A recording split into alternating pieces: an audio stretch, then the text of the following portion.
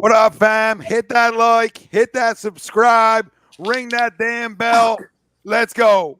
That's my baby. That's my baby. We're going at it at 110%. I just want 5 minutes of happiness, please. Just give me 5 minutes. And they scored! They did it! Left, feet left.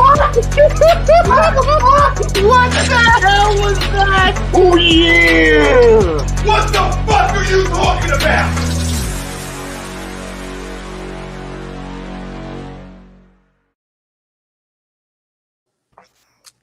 Here, and you're listening to Agree to Disagree, the flagship, only on A2D Radio. Uncle Sweeps, Nick DelGozzo, the legendary Brian Wilson, and the fucking man himself, Tom Arnone.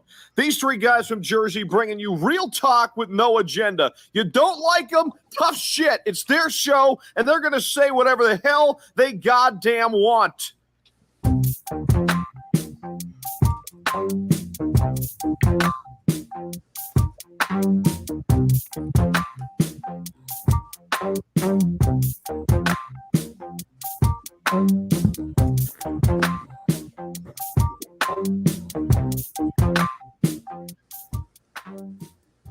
Welcome in, everybody. This is Agree to Disagree, only on A2D Radio. Every Sunday, we are brought to you by our doc, make him yours, Dr. Paul Vidal, Specialized Physical Therapy, LLC, Burlington, Cherry Hill locations. Find them right on the web, specializedphysicaltherapy.com. Tom Arnone, Nick DelGozzo, Brian Wilson, Greg Milakovic, the family out there. Welcome in. Let's talk about a lot of things tonight. Crumb of the week, like we do at the end of every show.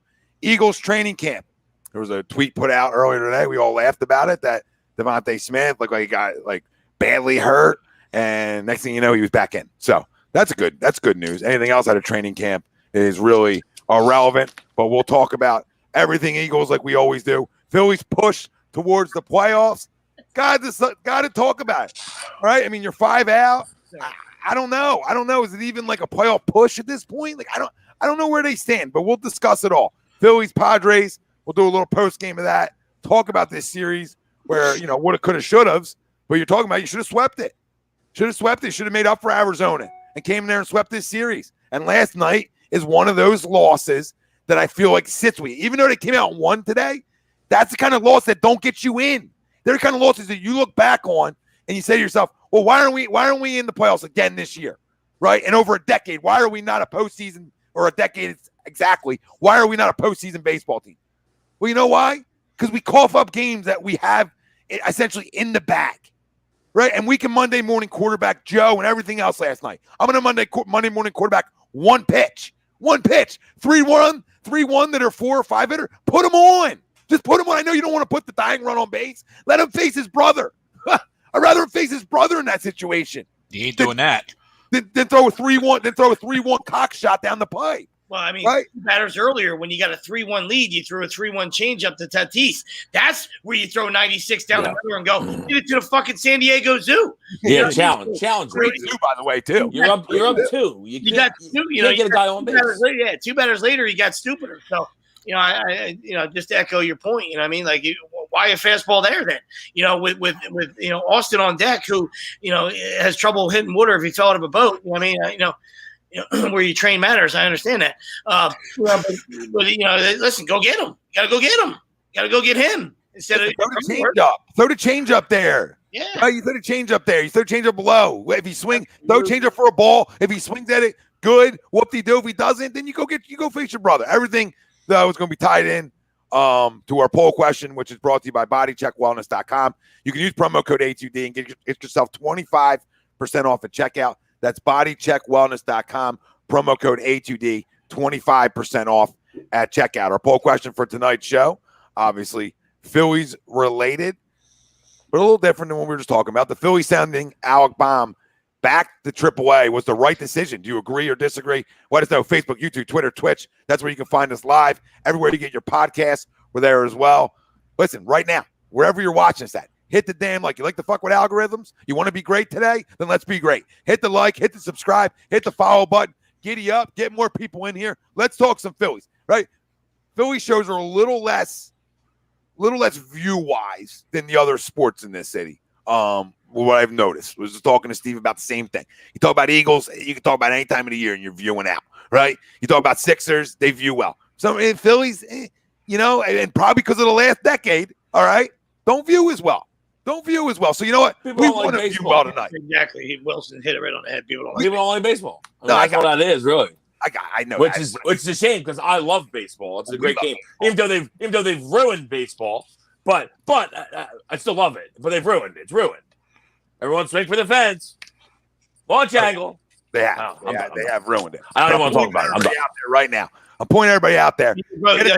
You're both over 50 likes. You're right both, now. you're both right. Like, people hate baseball and people hate the Phillies organization. So I mean, it's you got two worlds colliding there. You know what I mean? Like, if it was a great organization, even if you don't win the World Series all the time, you know what I mean? If you were in the hunt every year and you were a great organization, and and people would be, people would buy in every year. You know what I mean? But they hate you with the false hope. The 8 in a rowers, and then you get swept by by the D-backs, and you're lucky. And I'm not saying listen, it's a game of inches, you know what I mean? But you ran into the Padres at the right time. They're free falling worse than the Phillies. All right. So you ran into them at the right time. Right. And you could have swept them. So I'm not saying, there still might be a playoff team, and they're not a bad, baseball team. That's you did a great job taking 2 out of 3. You know what I mean? That's what you need. You need to win series. You know what I mean? But you ran into them at the right time. You didn't run into them in April and May when they were white hot. Yeah, winning series is one thing. We talked about it. I mean, we just got to win games. Really. This is a big win. I'll get right to the poll question in a second. This is a big win today, right? If you at least took 2 or 3 from Arizona, right? Then today becomes a big win. Today becomes even a bigger win, taking 2 or 3 from them. The way you lost last night game and what you did in Arizona. And people tell me out there, Tom, relax, Tom. Why are you getting upset, Tom? There's still plenty of baseball. There's 38 fucking games left. There's not that much baseball. You have to go 28-10, essentially, and still got to pray you win this division. You got to go 28-10 because you're 5 out. You're 5 out. You're not 2 out. You're 5. And everybody. Another thing, Tom, we play Atlanta in the last series of the season. You think you're sweeping them? So grow up, okay? If you think first off, you got to be within 3, though. I mean, that don't matter. That don't matter if you ain't within 3. So it's like I just don't want to sit back. Agree to go. Spend money. I love guys like, we play Atlanta last game. Well, right now we're 5 out, so the last 3 don't fucking matter. Atlanta can literally not field a team. We still don't get to the playoffs. Yeah, and what I'm saying is like, don't tell me that Tom relax when it's been a decade of shit. Okay, and we're a big market. Don't tell me to relax because I'm not going to relax. Okay, it's underachieving baseball. But let's get to the poll. Phillies sending Alec Bohm back to AAA was the right decision. Agree or disagree? And we'll obviously talk more Phillies, and we'll talk about if we think they're going to become a playoff team and A, B, C, and D. We'll get into all of that. I think I know everybody's going to probably agree to this. We didn't talk about it pre-show. I'm just going to disagree for one reason. Because this organization is a flat-out joke with young players. He flat-out hasn't been good enough. Let me clarify again. Let me say this again. Flat-out hasn't been good enough. But the opposite side of that is this is what they do to their young players. Don't yo-yo the guy. Don't yo-yo the fuck guy. He doesn't need a bats in AAA. Okay? No. He needs to be where he's at, sit down, see things from the bench, work his ass off, and come back ready to play next year. Sending them down does this. There's no more the biggest mental sport there is baseball, right? And we do this with all our kids. Up, down, in between. You brought him up. You thought he was good enough to be your starting third baseman. Okay? He's had a terrible sophomore year, per se. All right? But let him sit here with the pros, man. Let him sit. Not that these pros are any good, or you're going to learn a lot from this group, but you know what I'm saying. Let him sit here with the big league team. He doesn't need to go down and get more bats and more ground balls. He's going to boot. He's not going to become 6'2", okay? He's always going to be a tall frame at third base, so he's not going to get shorter, all right? So going down there and getting reps isn't going to do anything. He's going to go down there. He's going to hit the ball well because that's what he's done in AAA, all right? I want him up with the big club, figure out his struggles, and you tell me, listen, I don't need him starting because Ronnie's been great, right? At least defensively, and we'll take that. He's had some big hits for us too. Let's not forget that, okay? But I'll take him as a bat off the bench at times. Christ. We act like we got Murderer's Row coming off our bench. So to me, either leave him up here, don't even play him, or just pinch hit him once in a while, right? Maybe play him once a week if you need to, than sending them back down. Because sending them down is what we've done to all these kids throughout the last decade of this organization. All right, it's been up and down. Now, sending them down doesn't mean like, oh, well, because you send all these guys down, that's why they're not good, Tom. That's not what I'm saying. All these guys aren't good to begin with that we've yo-yoed. But yo-yo doesn't help them. Oh, yeah, I agree. It's a mental game. It's a mental game. So I'm with you. I'll let the other two guys go. I'm sorry, because I'm with you. And, good job as the host going first, because you hit on my point right there. I agree with you. I disagree to this thing, and only because there's only 2 weeks to go till September. He's going to come back with a September call-up. So if it's May, then go ahead and play, because I have no problem with guys going to play if they're just going to sit for 4 months. You know what I mean? So I don't have that. But for 2 weeks, you can sit your ass down, and I would tell him, follow Harper around. Go follow Harper around. Maybe he's a guy that doesn't want to be bothered. I don't know. But as a guy that's supposed to be here for 13 years, and I'm not saying he isn't, all right? But that's the guy that says, hey, come be my shadow. Come be my shadow. And it might not rub off on him, all right? But you just fucking sit fucking next to me and fucking watch some fucking things and fucking let it sink in. And I couldn't agree with you more. You know what I mean? And just, sit there and be a good teammate. And maybe you fucking run into one every once, whenever your number's called, and you get a spot start here and there. You know what I mean? But, if it was May, I'd say, yeah, go play a couple months. You know what I mean? You don't want to, rot away on the bench. You know what I mean? But, he's going to get called back up in 2 weeks anyway. So, or whatever, unless, AAA is involved in something and they're trying to win a fucking trophy in AAA. I don't know if they are. You know what I mean? Like, you'd have to ask Mataraki. I don't know. I don't follow the minor leagues. I don't really care. You're on fire tonight. That's two. That's two for anybody keeping track at home. That's a 2-piece. 2-piece with a biscuit. Minor leagues don't mean shit to me. But so he's coming back anyway. So to me, it's just a little thing to say, like, what are you going to smack him? Like a dog, you're just going to smack him on the nose. Go down there and take your punishment. You've been horseshit. You know what I mean? Like, it has been horseshit. Absolutely, absolutely. All four of us aren't fucking stupid. We're baseball guys. It's not even close. At least he cut his hair a little bit. That's the only good thing he did in the last couple months. He cut his hair a little bit, and he still looks like a fucking poodle. You know what I mean? Shave the fucking thing off, buddy. Check it out, man. Chicks love it, man. Chicks love it. All right. I wish I had some hair, but just fucking shave it off, man. Change it up, buddy. Change it the fuck up. Chicks love it. Chicks love it. I wish I had some hair. These two things don't add up here, but I like where you're headed because I'm getting there. Oh, it's coming. It's coming quick. It's coming quick. I'm going to agree because at least maybe I know Tom said he's going to hit. Well, so he'll hit there for 2 weeks. Okay, maybe we'll get him some confidence because I'm watching him miss 90 mile per hour right down the fucking middle, and I can't have it. I can't have it. I don't even want to give him at bats. I wouldn't even bring him back up, but obviously they will. But yeah, I don't know. Right now he's lost, so maybe he gets some confidence down there. But you made compelling points. We usually do. He just completely lost. He's lost. He can't field the ball at first base or third base. Can't hit a ball. Couldn't hit a beach ball right now. 90 miles per hour on Friday night when I got home from work, right down the middle, right by him. Incredible. How 90 miles an hour? It's 90 miles an hour, Alec. You were lighting that up in AAA. That's varsity shit right there, buddy. He was lighting it up last year.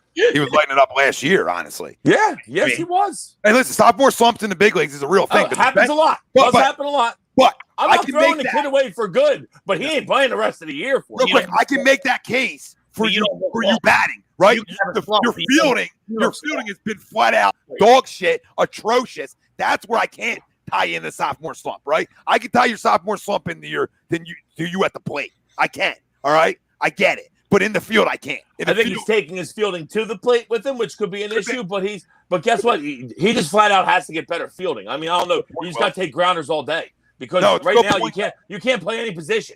Right now you can't. You literally can't play either position right now. You're the worst fielder statistically. I don't like being like a new statistic guy, but you're the worst fielder statistically in baseball by a lot. It's not even close. It's by a lot. Absolutely, absolutely spot on. And then this is the time where, like, you go down to minor leagues. What is that going to do? Because they're just going to play him down there. At least I agree. I'm saying, but at least if he's up here, guess what? It might be a time for another position change. I got news for you. How about left field?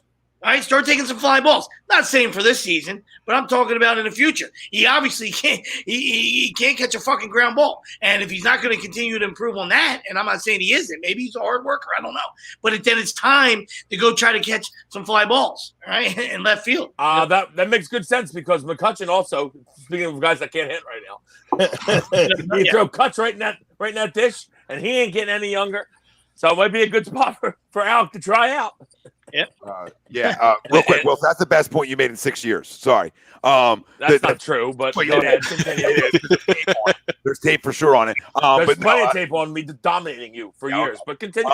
Okay. So what I'll tell you is, listen, could the fielding be coming to the plate with him? Absolutely. I think absolutely, yeah. It easily could. It has to be because he's falling off too much of a hitter. He's falling off so much. Yeah, and that's what I was gonna say. He's been such a good hitter all the way through that the one problem coming into this year that we didn't think would be an issue. We all talked about him defensively. We all sat here and said, "Hey, well, we don't know how good he's going to be at third base defensively, but we know he can hit." Right? That's what we all said. We know he can hit. Well, when you do both, that's what gets you sent down to AAA. I just don't like it because of who the organization is and their track record. Their track record makes me want to go up and punch every one of them in the face. Well, Not because Alex had a good year, because I hate them. I hate them because they miss on everything. But go ahead, Greg. Sorry, that's the best point you made, though, Tom. I won't take a shot about best point made in years. You know, that's the kind of guy you are. But that's the best point you made is that guess what? Our organization doesn't matter. We don't develop anyone. So it's not like he's going to get better. Send him down. He'll get better. It's not going to happen. We don't develop anybody. Yeah. Like we got a great staff down there to get you right. Yeah, he'll get better. Because we have so many guys ready to go. Yeah, so many guys who just played center field the other day. Who the fuck was that guy? Somebody tell me who the fuck that guy was. I don't even know. No idea. Well, I said, who the fuck is this guy? Well, one guy. And I watch more baseball than anybody you know. I play $100 worth of DraftKings a day. For anybody you know. Who the fuck is this guy? Well, it's one guy in the top 100. And the updated top 100, one guy. Nick Abel is the only guy in the top. and everyone says that he should be a stud, so maybe we should just get him right up right now, get him away from the minors. Or get him we tried that with Spencer Howard, and we're not Davis. Or Why don't we just trade Nick now? Yeah, trade Nick. We should trade Nick 2 weeks, a month ago. Trade him for known talent. What up, Pop? What everybody chiming in? We see you all. Pop. And we'll get to the comments. But yeah, I think everyone agrees though that sorry, Greg, 1 second. I think everyone does agree though that Alec has been awful and is worthy of getting demoted. Yeah, it's just like for 2 weeks, what's it going to do for you is what Tommy and Sweeps are saying. But he's definitely been worthy of demotion for sure. Yeah, absolutely, and I agree to the poll as well. So I guess we'll have an even split here. Although I completely understand and completely strong side and completely understand where the disagrees, where you guys are coming from, because you're absolutely right. Like what's going to change? I kind of actually lean on exactly what Wilson said, right? Where he's missing just cock shots right now, even in the limited at bat. So if we could just get that fixed in the next 2 weeks, I think might be a bonus, right? Get him down, let him see some cock shots that he can hit out of a hitter-friendly ballpark. Not that CBP's not already, right? And just get his timing back, because I don't know what it is, but he needs to be down. You know, should it have been earlier? Yes. It's here now. I agree to the poll. You know, he just needs to see something different. Maybe the demotion clears his head, resets him, and then comes back in 2 weeks, 3 weeks, whenever he's brought back up. Maybe he's hit something fair, maybe to the poolside once, maybe not the right field every time. Maybe over some wall they set up in the maybe outfield. Over a fence one time. Like maybe he's hit something hard in the next 2 weeks. That's the only thing I guess we can really hope for, because it hasn't been good this year. What I'll say to what you said about him going down and clearing his head, to me, like, not that I disagree with that, because I understand that premise, right? Like, to me, I always worry about the other side and play devil's advocate to it. Am I clearing a head, or am I making a guy put the tail between his legs and have to walk back into a locker room where now everybody knows you were a big, bad prospect, right? Yeah. And now look where you are. You're all with us again. No, you're absolutely right. It's definitely fair. To your point there, though, Tom, if he's that kind of guy, then I want to find that out and I want him gone, because you got no time for that kind of guy because it's a losing sport. You're going to lose I agree constantly. with you. You have to be able to come back. I agree. I just don't. Maybe he's not that guy. Like I'm just saying. I hope he's not. I'm making the argument for clear to head because in no way, shape, or form do I ever think being sent down ever clears a head. No. But that's what we've said. That's what we say about every sport. Like we try to. Roy Halladay got sent down. We try to keep it real. You know what I mean? Like that's as much as we might like a guy. We keep it real. That's what we said about Carson. You know what I mean? Like there wasn't. You guys were very supportive of him. We're very supportive of him. You know what I mean? But it was time. It was time to sit down and. Then the true colors came out. So, you see a guy tuck his tail and take his ball and leave when the going gets tough. You know what I mean? So, that's all I'd like to see from him. That's the easiest thing to do. Yeah, that's the easiest thing to do. So I love just man up and get back after it. Whether it's the high school level, college level, pro level, you got to challenge your guys, man. You got to see who you can fucking lean on and who will respond to certain things, you know what I mean? And if you're just soft as baby shit, I know that's the easiest thing to say in 2021. Well, you're fucking soft, you know what I mean? Like, and it's fucking true. It's 98% true. But I'm just saying, like, that's the easiest thing to go to, you know what I mean? So it's great to see a guy with some grit and some fucking toughness and some fucking swag and some resiliency. You know what I mean? To deal with that shit. You know what I mean? And like Tommy said, to walk in that, I want a guy that's going to walk into that locker room, not with his fucking tail between his legs when he goes down to fucking Lehigh and goes, hey, what time are we playing today? Let's go. Be the first guy out there, right? Be there at fucking 10 a.m. You understand? I don't care if the game's at 7. Get your ass there at 10 o'clock, get your little fucking rub down, and be the first guy on the fucking field. The devil's advocate. You get there at fucking 4:30 because you think you're still a big leaguer. Get your ass there at fucking 11 o'clock, 12 o'clock, put your work in, and we'll see what happens for the next couple of weeks. All right? It'll determine, how good do you want to be, Alec? I don't know, right? Only you know. And the devil's advocate in my opening about it all, right? And then what's up, Kev, by the way? Sorry. Yeah, what's up, Kev? Because I got off from the tangent to clear your head. But the devil's advocate in my opening, it's not like it's the first guy that will ever get sent down that can't come back up and be a stud, too. Oh, yeah. So there's two ways to look at it. I hope he's not the guy who puts the tail between his legs, but it seems like every person this organization's ever sent down, right, has been a tail between the legs type cat. So we have a type. We got a type. Yeah, we love pussy. You know what I mean? We love a good pussy cat. A little tail between the leg pussy cat. We love them. All right, and it seems like this with this organization. I'm not saying Alec is it. I don't know. I would love to see him go down to Sweet's Point. Listen, go down there and bat 340 for 2 weeks. Yeah, go 4 for 4 tomorrow. Yeah, that's what I would love to see. Instead of the opposite. But yeah, I just don't know if it's ever a clear to head thing. It's more of a toughness thing because I don't think anybody ever gets set down can go down there and clear out. It's more focus. Okay, now I got to focus. It also could be from the Phillies' perspective, like we're gonna give him a little shot here. Like, hey, you're not playing good enough. We'll send you the fuck down. Like that. That's kind of a tough.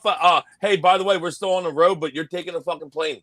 Get the fuck out of here. So I mean, like, yeah, that's like a fucking hard thing to throw at the guy. So hopefully he does bounce back and takes it head on.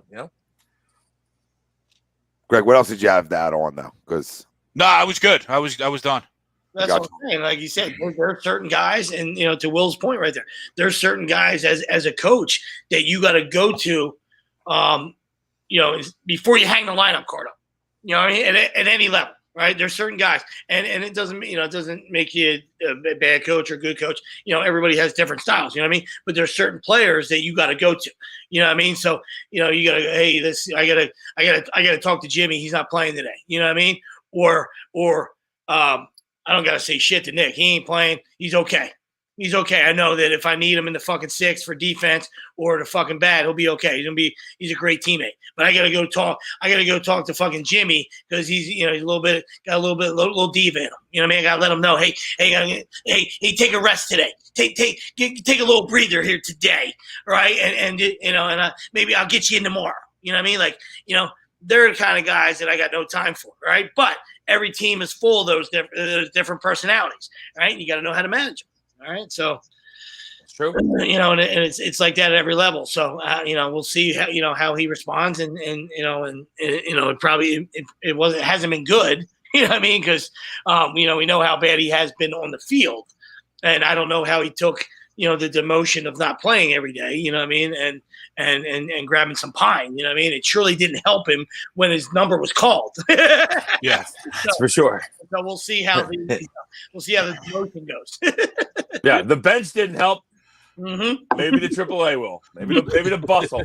Maybe the bus will help. Wrong one. You want to rain out? I'll get you a fucking rain out. I'll get you right now. Let me get a drum roll. Todd, new 8 member on YouTube. Hey, what up, Todd? Hey, Schnitz. Appreciate you, brother. That a boy. Sitting there, Thank you, Todd. Sitting there at Fantasy the curl picks. machine, too. Sitting there right at the curl machine, huh, Todd? Hopefully you didn't follow my DraftKings advice today because it didn't go well. Oh, listen, that's part of it, though, right? I mean, for $9.99 a But month. yeah, it's out there. I gave my top 10 fantasy running backs today, and I plan on hitting them well. So get jump on it. So listen, I mean, with Willie Vegas and Nate Moss, you're over there. They can win you some money for $9.99 a month. The YouTube membership is pinned to our comments. Should be pinned to our comments in our chat. It usually is. If it's not, let me know, and I'll drop the link in here. I'll do that anyway. But become an ATD member, $9.99 a month. They get you discounts, get you a little bit of everything, And we're going to be starting a little members only live stream where, they do Around the Horn on ESPN. Well, we're going to do a little bit of Around the Horn with the fans. Oh, I like All that. right, so a little agree to disagree with the fans where, hey, here's your question. You got 10 seconds to give your point. Boom. And then we'll award points. And then at the end of every show, the winner will get a little something, a little care package. You know what I mean? Okay. A little something. ASMR. We're here for the people. We're here for the people. I'm assuming that's a master of everything. So I would say, for me, the answer is yes. You know what I mean? That's, I know last year was strike shortened, whatever. Who, Joe? Yeah, virus shortened or whatever. But, for me, he's been a disappointment. Now, Definitely hasn't been a bright spot. You talk to Yankee fans, and it's par for the course. You know what I mean? But, we liked Joe coming in. We thought we were okay with it. You know what I mean? A baseball guy, it was different from, coconut oil that certain people were okay with it. Us, old school guys, we had one of the parts of it. You know what I mean? And so it was a welcome, addition for us, guys that, like-minded like us. And, but I would say 100% Joe's been a disappointment in my eyes. And he can't, and the other guy can't. Well, he's losing a little bit right now, and the other guy, this is why, he's been a disappointment. Yes. But am I talking about firing him? And I'll say no for one. No, I'm not there yet. No. I'll say no for one reason, because I'm watching the guy we fired be good somewhere else. So how much is it on this locker room, these players, and how much? Listen, we watched Gabe lose his baseball games. We all know that. We all watched it. We all fucking watched it. So I know he's doing great because I think he learned things for sure, but we all sat here and watched with our eyes. The old nobody out there? Hey, give me the righty. Nobody's out here. Yep. Yeah, I mean, we ain't got to talk about Gabe, all right? Anyone that thinks that Gabe was a good manager here, has Gabe... Oh, thank God. Thank God. Yeah, I think Gabe learned. No, I'm just messing with him. I think Gabe's learned some things. I also think he's in a good situation. I'm not here to talk about Gabe. I'm here to talk about Joe, essentially. And Joe hasn't been good. For me, hasn't lived up. Some things I like and some things I'll question mark, and that's every manager. But at the end of the day, you've been here now long enough with a full spring training to put your stamp on things, on what kind of ball club are you going to be, right? And to me, there's no identity here. There's zero identity on this baseball team. All That's the scary thing. Yeah, Greg, I watch terrible adjustments night in, night out from big leaguers, fucking big leaguers that I can sit on my couch being overweight, right? Blah, blah, blah, blah, blah, and say, dude, like last night with McCutcheon, by your third at bat, nobody's going to, when you come down there, right, if I'm a hitting coach, the first thing I say to you when you walk back down there, because I got a million videos, right, and a million fucking statistics I want to throw at you, the first thing I'm going to say to you is, yo, you're pulling off, right? You're leaking. Think a little middle, right? Think a little middle. Now, I'm not saying that's never said to him, but then I watch a guy come up another 2 at-bats after that and continue to pull off baseballs. Okay, dude, so you didn't make an adjustment tonight. You're over 5 with 5 strikeouts. You didn't make an adjustment. And I'm watching that throughout this lineup. And everybody's played their part. The only guy who's really had two guys that you can say have had a good year is Segura and Harper. That's it. They're the only two guys that have a good year. There's other guys who have okay years. That have been consistently good. Yeah. Yeah, consistently I agree. good. I agree. They're the only two guys. There's too much money in this lineup to say that. There's way much money. I mean, JT, good. Listen, homer today, I get it. But if you want to bat me 255, you got to hit me 35 home runs then. Reese's been pretty good, but he's been bad defensively. So how do you judge that? And he's been hurt. Good hitting. Been hitting. But he's been hurt. That's true. I'll tell you what. I will give one up, and I'm debating a strongly worded email to StreamYard about cutting out every time I'm talking when I'm during a big thing, these motherfuckers. But I will say that one optimism okay, thing, Karen. One optimism, Doug, that's fine. I mean, what's the male version of Karen? Tyler? Brian. Okay, Tyler. Kyle. It's definitely not Brian. You Kyle. cunt, Greg. Now, that might be the funniest thing Greg said in 6 years. But ding, ding, ding, agree. A lot of stuff going on. A lot of firsts tonight. The only thing I was talking about when it cut me off was that Girardi was a piece of shit manager here. He might be good for the Giants. He was a piece of shit here. Yeah, so now, the only optimism I have, though, like I do agree that Girardi's been bad. I'm not ready to fire him. I'm with you, Tom, but he's been bad. But I do think that maybe our bullpen is kind of coming together. I don't know if you guys are kind of with me on this, but I feel like our bullpen is kind of coming together right now. Archie's pitched well. Hector has flourished in the non-save situation. And Ian Kennedy's been good enough so far. So obviously we hit the ball well today. Reese first game back. Now, I don't know if we're going to continue this, but if we can hit with Reese back in the lineup becomes better. If we can hit, we're pitching pretty well. You never know. We have a shot. We just got winning games, so we need a land to lose games. But the scary thing, though, I'll give for us. Yeah, and I hear you. The scary thing, though, is kind of to Tom's point, right? The lack of adjustments. We can't find a big hit when we need one, right? No. I mean, we were 0 for 9 last night with runners in scoring position. If we're 1 for 9, that ninth inning probably doesn't even happen. Right? You know what I mean? Just because of that pressure, that situation isn't there because it's not 1-0 us the entire game. They got Who do you feel comfortable with in a big situation? 2 runs got hit. They got forced in by getting hit by. I know. We scored And 2 runs. It's amazing. And we got hit by pitch. We didn't get a hit. It's insane. Back to back. And Brad Miller tried getting out of the way of both of them. Brad, what are you doing, dude? It's a curveball at your leg. You know wear that all day. I'll choke you in the dugout if you don't fucking But you know what the problem is, Wilson? You know what good teams do when that happens? They blow it open. They pile on runs. They don't. They don't. Yeah. This is why I'm sick of this lineup. This freaking this overhyped lineup. I was a part of it.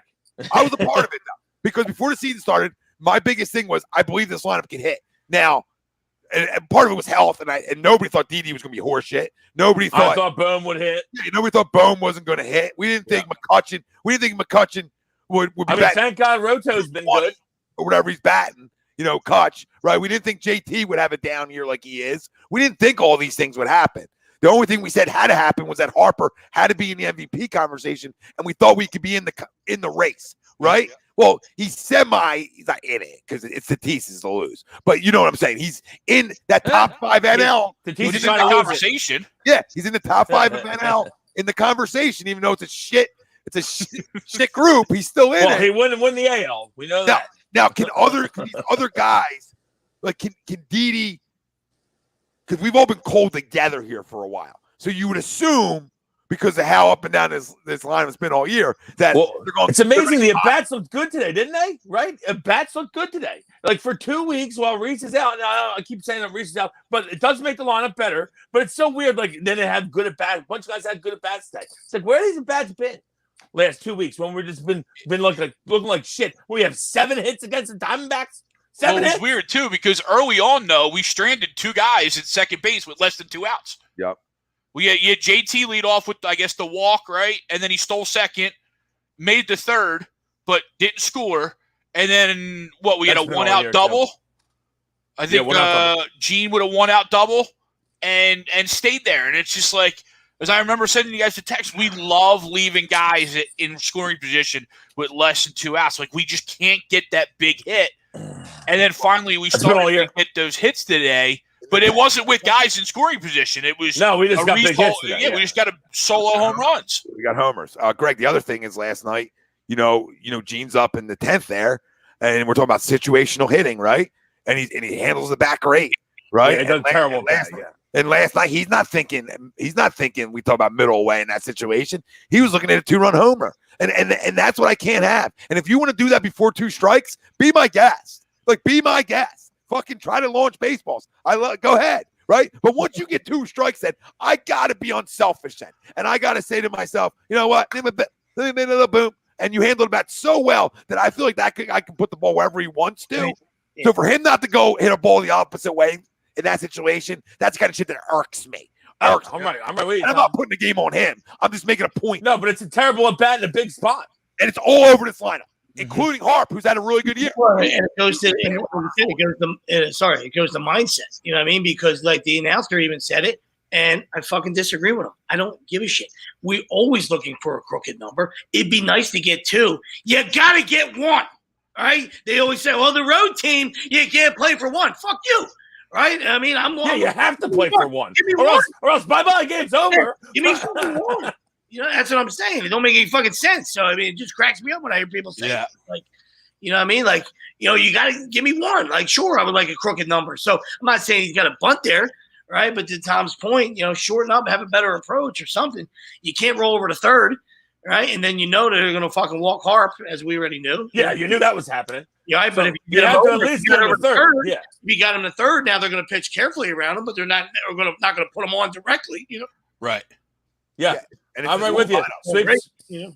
That's why Hoskins is so important, Wills, to your point, because he does lead the team in RBIs. He did lead the team in home runs before he went out. So all them things is a big bat. You can't lose in a lineup that's not consistent enough, right? Including him. He's had his struggles, right? But I'll say this. Every guy in this lineup of runners in scoring position, I don't know where we rank because I'm not a big, over stat junkie, but I would love to know where we rank in the NL with runners in scoring position. Because I got to assume it's bottom 10. Or bottom 5. I think the only 2 guys that have good numbers are Segura and Harper, which is weird because they don't have a lot of RBIs, but I think they just haven't had a lot of guys in scoring position. Yeah, okay. I mean, I think it doesn't feel like that they've gotten. I mean, I feel like I've seen Segura get big hits. I feel that, right? Harp to me just hasn't had many chances, but also I feel like he's come up small at runners in scoring position too. But I think he has also. They showed some stat yesterday or 2 days ago that he has the most hits with runners in scoring position where run doesn't score. I think that was early in the season. He had a bunch of hits with guys on second base where they would stop at third. Who's lead what? Lead what? Our team? I guess. I don't know. That's a jerk off stat. You can tell. You can put the bend over with I guess they were just showing it. I think Ben Davis said it, so it makes sense. Yeah, I'm sure Ben Davis. He was like, it might not even be true, but he was like, he has plenty of hits with runners in scoring position where we didn't score runs. How much did John Middleton pay for that comment to be said on it? That's typical Ben. That's definitely a Ben Davis statement. You know what I mean? They're batting 2 by the book, Ben. Oh yeah, you know that. He probably researched it, but Ben Davis fucking did it. Christ, by the book, Ben. They're batting by the book, Ben. 249 with runners in scoring position as a team. Where's that rank? I don't. Middle of the pack. Give me rankings. Let me see. I would assume it's towards the middle bottom. Yeah, I mean, it didn't sound as bad as I thought it was. Yeah, I thought it might have been lower. Be honest with you, Tommy. I mean, that's bad. Don't get me wrong. It's not good. The good teams are probably a 270 piece, I would assume. The good teams. I would 285 maybe for a real good team. Yeah, but in today's baseball, though, everyth's a little lower. Everything's lower. Yeah. There's 11 guys hitting 300. Yeah, go back 10 years. Used to be 100 guys hitting 300. 10, 15 years, I think the good teams might have been 290. Maybe 300, yeah. That's what I'm saying. That old adage, you get 3 hits out of 10, you're in the Hall of Fame. That really makes sense nowadays. Yeah. They came up with that a long time ago, and it was like, really? Maybe not. Nowadays, you get 300, they're going to fit you for a fucking jacket. 2.7 hits now. 2.7 hits out of 10. Oh, John, I'll answer this for Greg. He prefers Mellow Yellow from Wawa. What's up, Johnny? Good to have you. Bryce, we see you, brother. That is correct. Boom. Nola can't pitch on the road, sadly. He pitched good last night on the road. Spectacular last night, actually. One bad pitch, really. Pitch spectacular. And, of course, Brad Miller. Thanks a lot, Brad, out there for defense with the big error to cost the run. That could be, once again, that's three, That's the game right there to me. That's a big error. You got a pitcher in such cruise control there. Such cruise control. Even if he doesn't get the no-hitter, just he's in such cruise control in that game where that error changes the fucking whole game. Whole game. It was one of it's a tough play. One, right? Yeah, and they tie the game, so now he's grinding again. Now he's back to grind mode. We don't have the lead anymore. He doesn't have 115 pitches in the ninth if he gets that out there, right? Yep, very true. You got to factor in that every time there's an error made, you're adding 10 more fucking pitches to your pitcher probably. So, just probably lower than that, but you guys know where I'm going. Yeah, it might be 10. Whatever. I'm gonna give you 10. I'll stamp your 10 because usually errors they get compounded.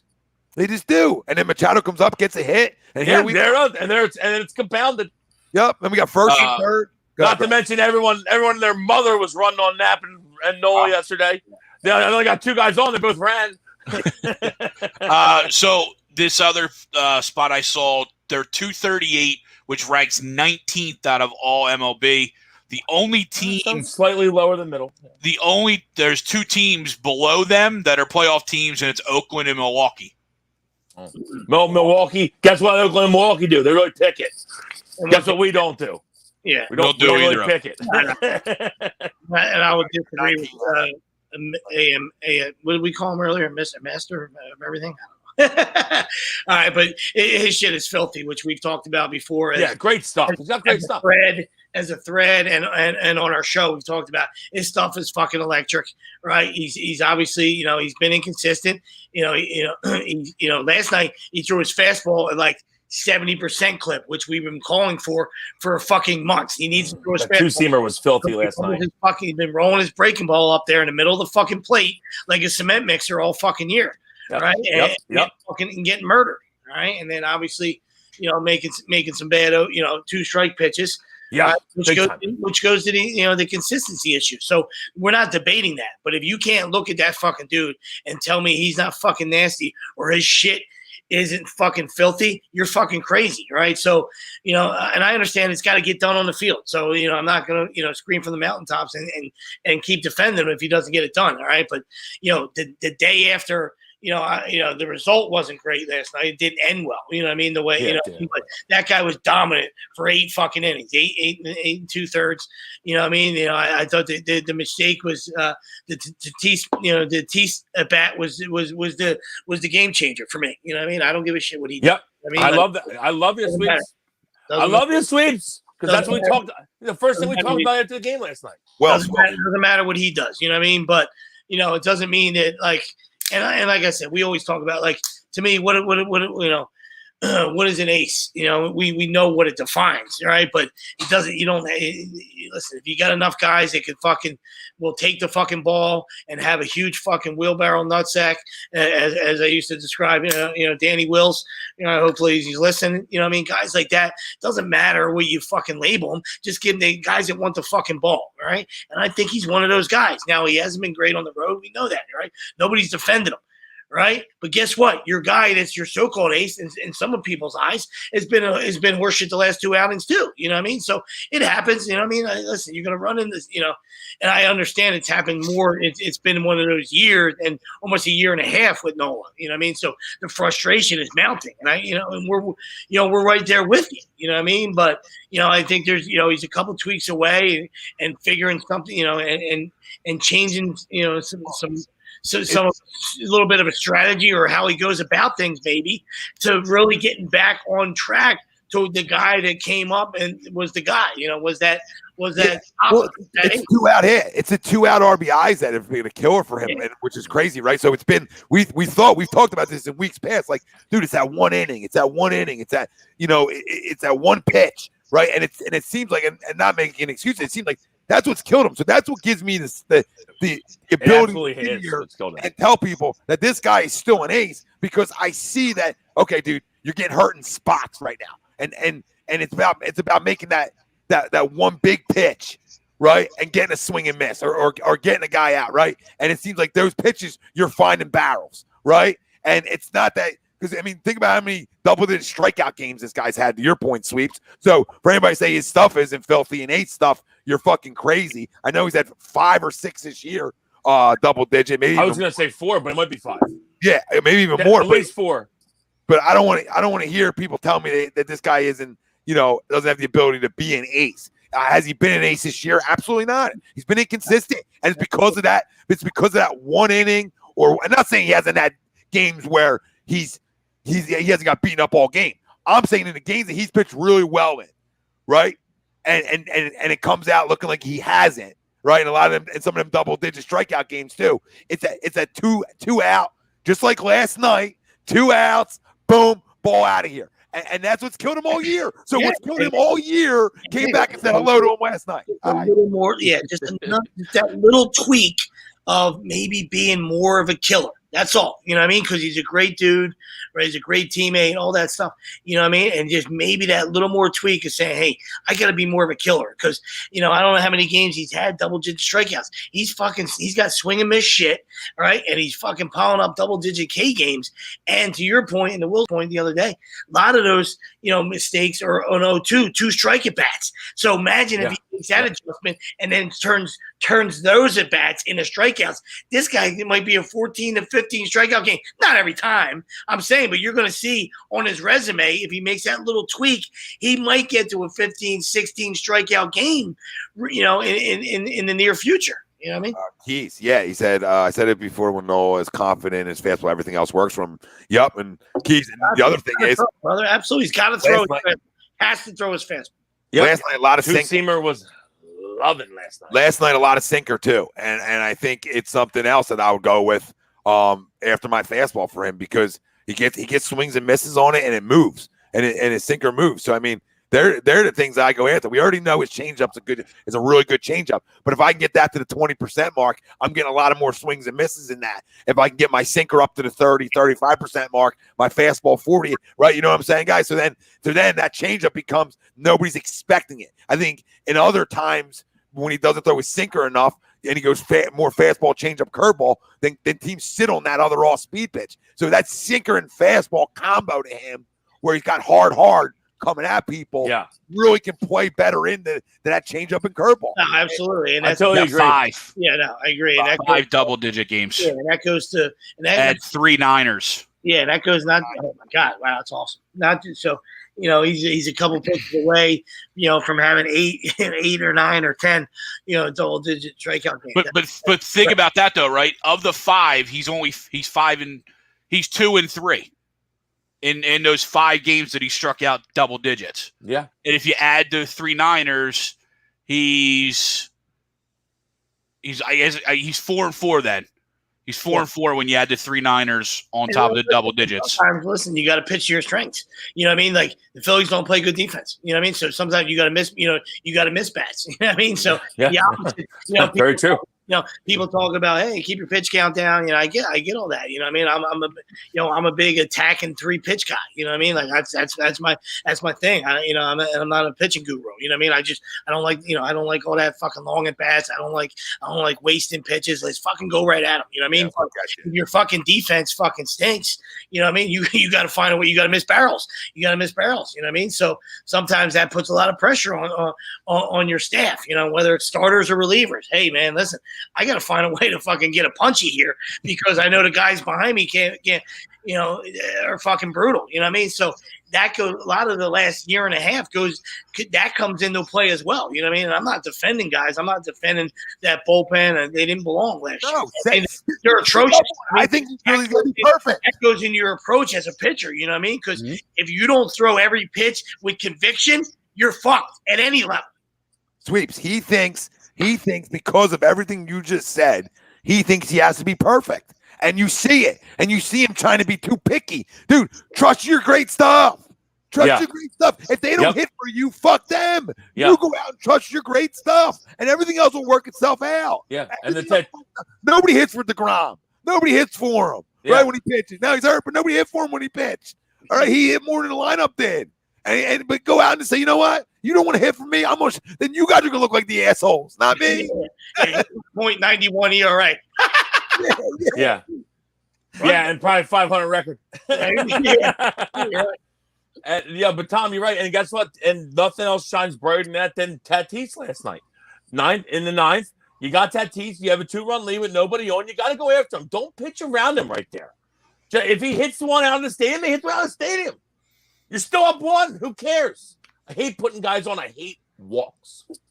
There's nothing worse, especially in a forget a 2-run game. Yeah. There's nothing worse in it, but in a 2-run game, it's like, dude, like Sleep said earlier on the show, and we talked about last night. Like, and I was telling my dad when he woke up and asked me what happened, and I said, "Well, there's 2." Oh, your dad missed that last night? Yeah. I said, "Oh, it's amazing." There's 2 things that happen. I said, one is you got 3-1 to Tatis, and you're nibbling. It's like, dude, just throw it. If he hits it fucking 10,000 feet, who cares? Who cares? Because then you just go out. You're going at Machado. It's fine. You still got the lead, right? Yeah, it drives you crazy. And then I said, so that happens. They get a runner on, and then he gets Machado out on a really good pitch, which I thought the way Machado swung that he got it. I said my butthole puckered.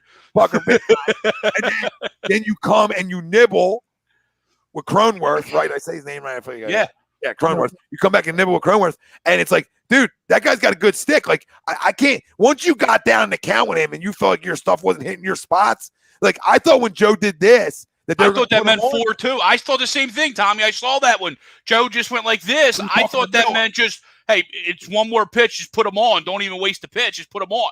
He was talking to Brad about getting behind the base, and I thought that he was talking, play behind the first. First. And I thought he was saying put him on, which I'm like, there we go. We're thinking alike, right? Go get his low. Go let him get his brother, because at the end of the day, it's great drama. It's great drama. Oh, you're drama, Tommy. Get him out. Just to confirm, he's getting him out there. Or he's not going yard at least, right? He's getting him out. Younger brother wanted to beat big brother. He's getting him out there. I would book that. Now, again, it all starts with the error, and it goes back to say, and we're going to talk about if we think this team's going to become a playoff team now, but it goes back to the little things. And if you do the little things from the beginning of the year on, you're going to be in good shape, right? If you don't do the little things, you're in the situation you're in now. Right? Which you have a talented roster, but not consistent, around a 500 group, haven't been able to put it all together. You know why? Because of fucking errors. You know why? Because of bad at bats. But really, it starts in the field. Because the teams that pick it, everybody forgets. In 08, did we put up crooked numbers? Absolutely we did. We were fucking money defensively. Mm-hmm. Money defensively. Okay? That's, you know what I mean? That's how good we were defensively. So as good as we were at the plate, we were just as good defensively. So everybody forgets that. Gold Glove, red short. Pedro Feliz played a great third base. Pedro Feliz was a great defender. Great defensive player, yeah. Chase good defender. Worth. The only guy who was a good defender was the Babe in last. Guess what? Maybe Howard wasn't a great defender, but he caught everything at first, and you couldn't overthrow him. He just couldn't throw the second. He couldn't throw. Which you do like what, one every 10 games? Yeah. You chalk it up when you hit 50. You know what I mean? You hit 50, it's like, I don't care if you can throw. But the only guy in the field that was any bit of a liability, he really wasn't, was Pat. That was your worst fielder. And Jimmy covered a lot of ground going out if he had to come out on a ball, and Shane covered a lot of ground. So you're good. You didn't really need Pat to do a whole lot. And Carlos Ruiz was a great defensive catcher. Phenomenal defensive catcher. Really great with the pitching staff, all that stuff. So, I mean, I'm not trying to compare it, but you got to compare to what we saw us win with. And this seems not even close to that. Like, somebody else gets you every night. Somebody else peeks their head out and says, you know what, I'm going to boot a ball tonight. Or I'm not going to. Last night in extras, it was Ronnie, right? It hit him right in the glove. Yeah. And we love Ronnie, but it hit him right in the glove. It was in your glove. It was in your glove. It was in your glove, yeah. But why is he playing even anyway there? This is where just go jerk yourself off. Yeah, he wasn't going to bunt. They don't know what bunts anymore. Yeah. Long first pitch. Nobody was bunting. Get behind the bag. If you're behind the bag, guess what? That's an out there. Well, it's Will Myers. He ain't bunting anyway. I don't give a fuck. He ain't bunting. No, it was the lefty. It was the freaking lefty. Before. It was little dude. I know who it was. It was Frazier. Adam Frazier. Yeah. And they were talking about, like, is he going to bunt? Like, and in my head, I'm like, maybe they're not bunting because he's a lefty. They feel like he's going to pull a ball, right? That was like in my thought process. So once he took the hack on the first pitch, it's like, yo, everybody play a little bit behind the bag, right? And he's a good player, but he's been shit for San Diego. So he's been really struggling. So yeah, I don't. I think that's a catch. Bad defense, another bad defensive alignment. You're back 1 foot. That's a catch. Just 1 foot back. 1 foot. You're catching that. Keys, would you take Didi out when Galvis comes back? I think there's a real question for that. Absolutely. Yes. Because I want to see something different, even though I know what Freddie is. Right. I just need to Freddie maybe can play defense though. Maybe Didi's hurt. Didi might be hurt. Didi's And played he looks better. slow, so he at minimum needs a day off, right? You know what I mean? Played better defensively recently, but he was really struggling for a while there defensively. Well, it was the elbow, and then I just don't think I'm not making excuses for the guy. Guy's always hit, I feel like. So like this is just not a typical year for him. And I'm not saying he's a 300 hitter. I'm just saying he's usually better than this. And he usually loses balls too. He hasn't really done that much. And I'll chalk it up to being maybe a little bit banged up. That's why, to me, if Freddie's healthy, give Didi a week off, man. I mean, give him a goddamn week off. Let him heal up. He certainly shouldn't be batting behind fucking Bryce. You know what I mean? I understand Reese hurt, but I mean, make a fucking adjustment, dude.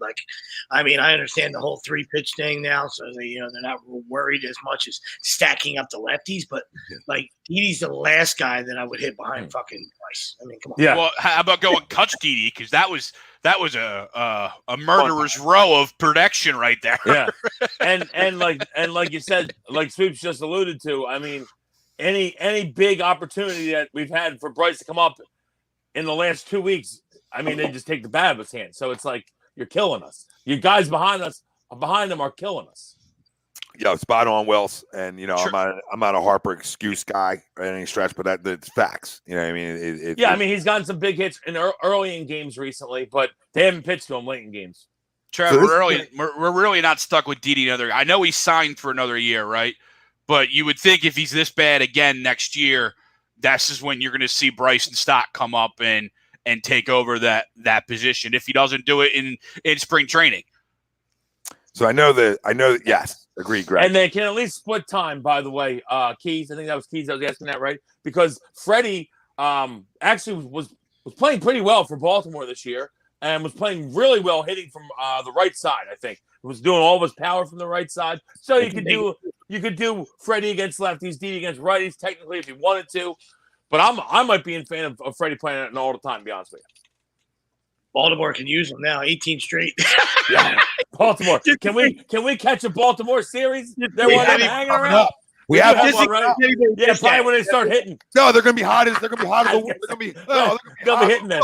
Well, they're gonna be scorching hot. It's gonna be a fucking fire. They'll come sweep us in Philly. Watch. Come in. I know we're always out, and people sometimes miss things, but Casey haven't been dialed in 18 straight for the Orioles. Brought to you by A2D Radio. 18 straight.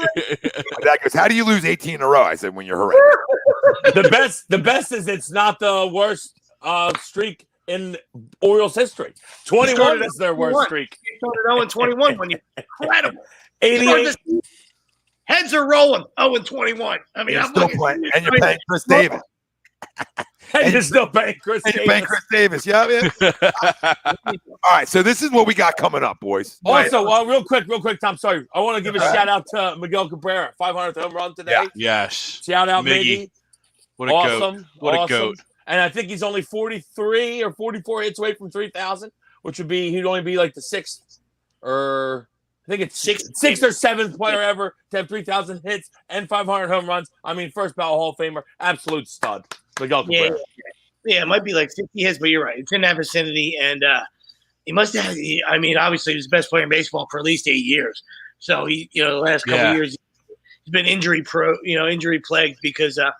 Guy came up at 20. You know what I mean? So you expect it. Real young. I thought he would have got it by now, but he had obviously a lot of injury seasons. You know what I mean? But yeah, he tremendous career for Miggy. Yeah, one of the goats. Love Miggy. He needs 45 hits. Sweeps are showing right now. Attaboy. There you go. 45. Doesn't buy in the launch angle bullshit either. And there were 6 guys in the 3,000 hit 500 home run club. Sorry. Never have if you ever just break down his hit. Never bought it.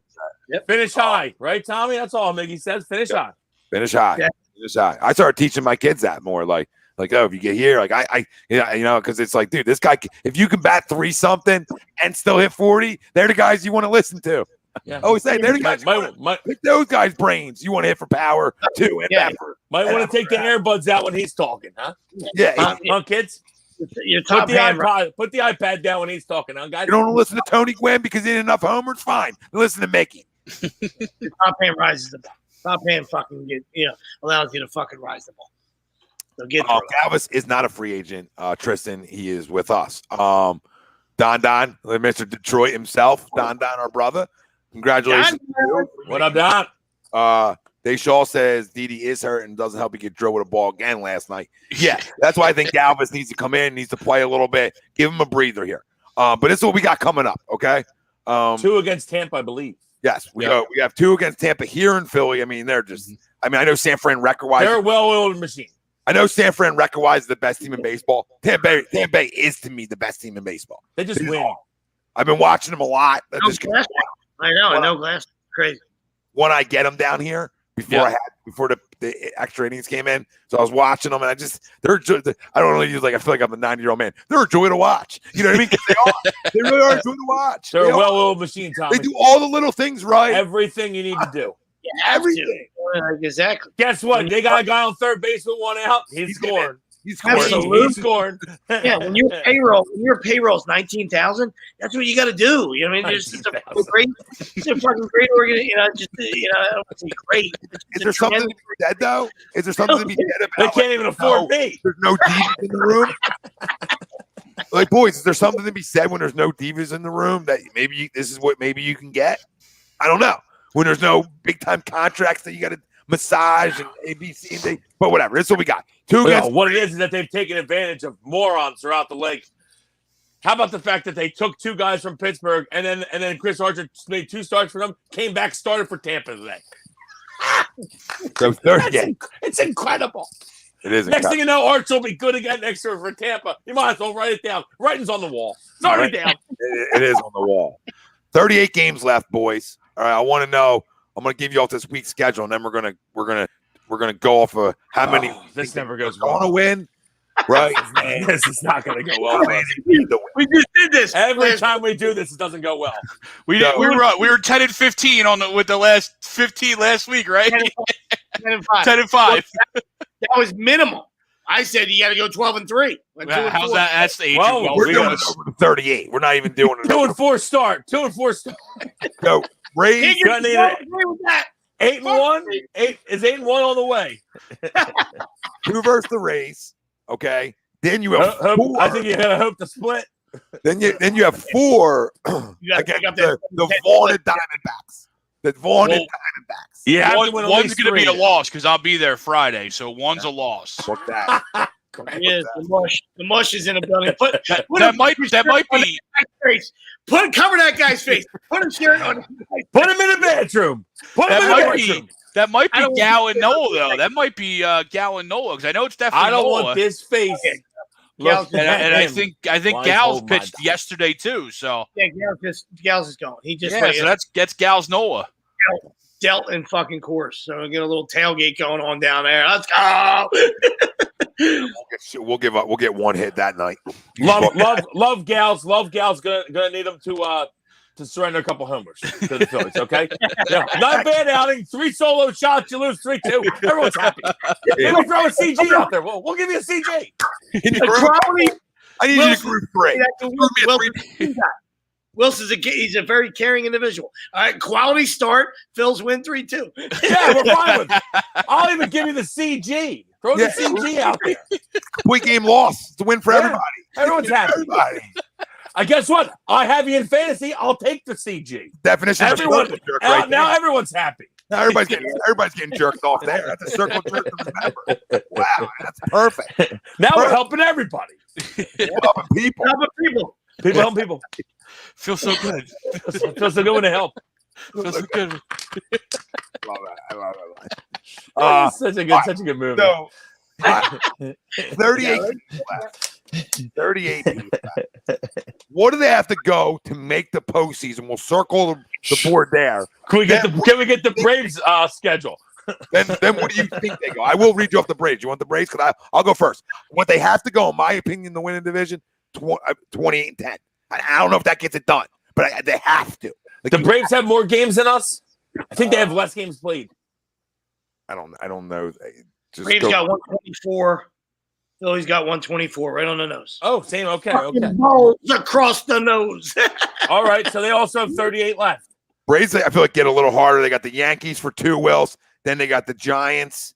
Okay, we like that. We like those are all good things. And then the Dodgers, those are all good things. We love that. Well, yeah, they just went through the Orioles. They just won 9 straight. So the Marlins, they just went through that direct. So in all reality, they have a little bit of a test. Now they can answer that bell and say we're going to win this division. And, I don't think they're going to go 9-0 against them though. But no, they're not. But also they go 5-4. We might be in trouble though still.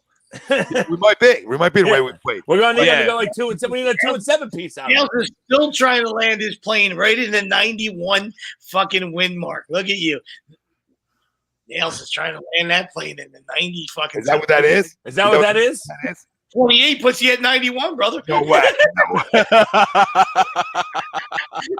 I'll be trying to land that plane in the 90s. Remember the first circle though. The first circle is what they have to go, not what I think they're going. So so I think they have to be there to even be in the conversation. I think. I don't know. I mean, maybe that's too much. I think I'll say maybe 26, Tom, but you're close. You're close. I mean, it's not many different. Yeah, because I know where you're both at. And what are we over? Are we 2 over 500 right now? You gotta get to 88, at least 88 to have a shot. Yeah. So if we're 2 over 500 right now, that means. If you go 26-12, you finish 16 over, so that's at 88 wins, right? No. Yeah. No, that wrong. 86 is 89. Okay, 26. So you're close. So I think you have a shot then. Great. But that's still playing some damn good fucking baseball down the stretch. Well, yeah, I mean we're almost to that point where we're out of the win series mode, right? You might have like another series or 2 of playing that way being okay, right? Like this weekend against San Diego, it would have been a lot easier to sweep it, especially since you shit the bed against Arizona, right? So we're reaching that point to where just winning series anymore isn't good enough. You got to go on a run. So, I mean, Tommy, your thought of what we need to do very well might be dead on.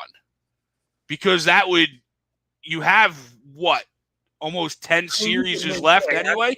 You're not wrong. You can obviously, you like to mix in a sweep or 2. That's funsies, right? But 2 out of 3, that's winning a series, and that's that could get you. That gets you on your way. Get you on your way. You might, but I don't think sweeps in there. I don't think you have. You basically can't lose a series though. Almost. Well, there you go. Yeah. Yeah. I mean, I hear you on that, Greg. You really can't lose a series. How many series do you have left? What is that? What's 38 put you? I mean, obviously you got like 10, 12? 2 with the Rays, so it gets a little crazy like that. So, maybe 10 series left. Maybe 12. 2 with the Rays, and maybe there's a 4-burger somewhere. Like you said, 4 with the Diamondbacks. Well, we got 4 with Arizona at home for right sure. There. You get 6 right there. That puts you at 32. So that might, that could put you anywhere in the. There's a Pulcinella. Pulcinella sighting. Statistically, that's what he was saying, Sweeps, by the way. When he couldn't hear me saying, statistically, the Phillies are still in it. And I said, I would say mathematically they're still in it. But 11. We got 11. Look at that, man. I was going to say 7. 10, 11, 12. 12. I count 11. Banged it. Whatever. 12. Whatever. 11, 12. Doesn't matter. No, I think to Greg's point is even more so, Greg. I think you probably got to win 9 of them. Well, no, I think you need that. I think you need that 7, 8 in a row piece again. You have to. I think you got to stumble. I'm just saying, let's take out the Rays. I'm sorry, not to cut you off. I agree with both of you. I'm just saying, take out the Rays because that counts as a series. So put it at 11. Okay. Let's say you win 11 series, that's 22, right? If 22 and add 1 because the D-backs are a 4-burger. So that would be 22, 23. Say you split with the Rays, that's 24. It's almost getting to where you guys were talking about. You know what I mean? Close. We're getting closer. We're getting saying closer. 2 out of 3. I'm just doing a 2 out of 3 with adding a few.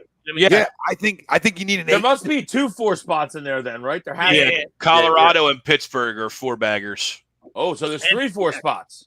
Are they home or away? What you need Colorado's got to be home, right? We already played in Colorado. Both at home. Oh, okay. We got 3 4-baggers at home. We got to take 3 or 4 at all 3.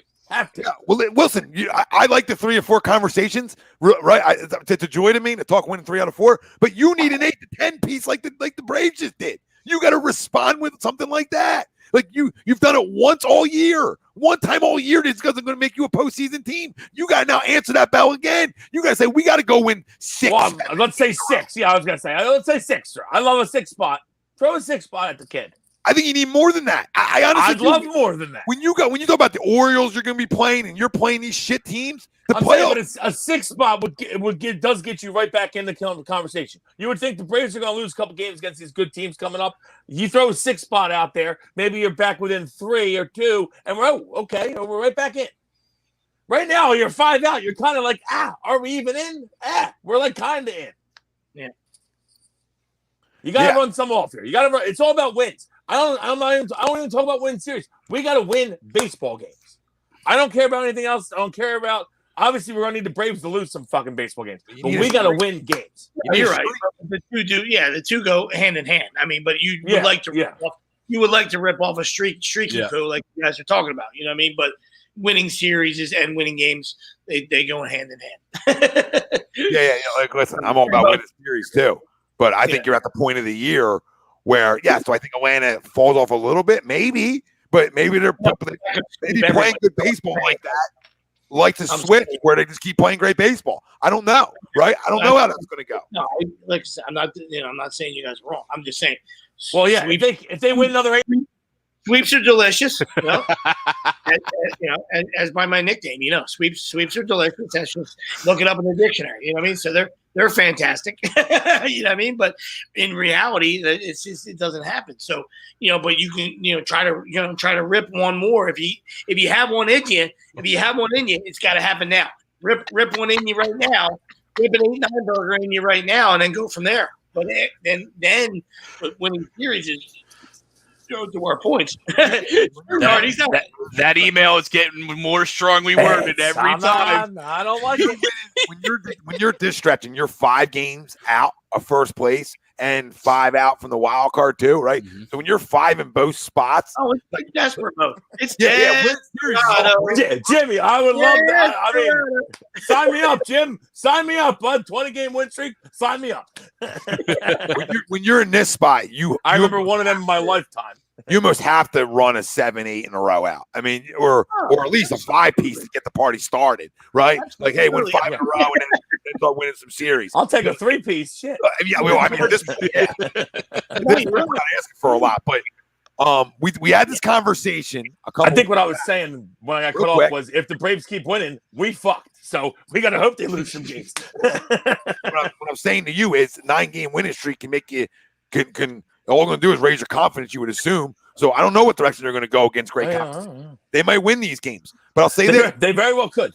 But that's why you have to answer and go on a big run because that's what playoff teams do, especially when you're 5 out, right? You're not 2 out. You're 5. It's a lot. It's a lot of ground. I mean, we really shot ourselves in the foot this week in Arizona. Really did. We did. Listen, we did this 2 weeks ago. 2 weeks ago, we were on, and, you weren't with us, but it was us 3, maybe 3 weeks ago. And we talked about, could this team win 8 in a row? And we weren't, and I wasn't going to watch until they did, and then of course they went and did it, and that's fun. Started watching again, so maybe stop watching again. I was watching. I know you. You're always watching. But can they do it? Can they do it again? Is my question. I'm with you. I'm with you guys. I'm not. There's no.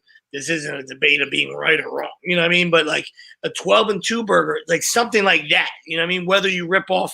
That streak that you guys were talking about is fine. A 12-2, a 13-2, that's what you need, because I understand the Braves played too many cans. They went 9-1. Phil's just went 4-6. There's your 5 games right there. Boom. Mm-hmm. There it is.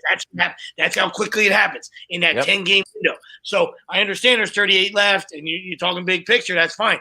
Take him in 10 games. Take him in 10-game fucking intervals, and let's go. You know what I mean? But we need a 2 spot here. There ain't no elephant in the room. There ain't no logic. You got to win games. So you're all correct. You got to win fucking baseball. Oh, I was asking you guys a question. Like, can they win Can they? Oh no. I'm not saying. Yeah, this isn't a game. Yeah. Can they? Like, I like that though. Sweeps 10-game increments. Give me a 9-1 over 10. Yeah, right? give me an 8-2 or 9-1. Over 10. Yeah, they're the things you're looking for. But can they go on a run? Do you guys feel?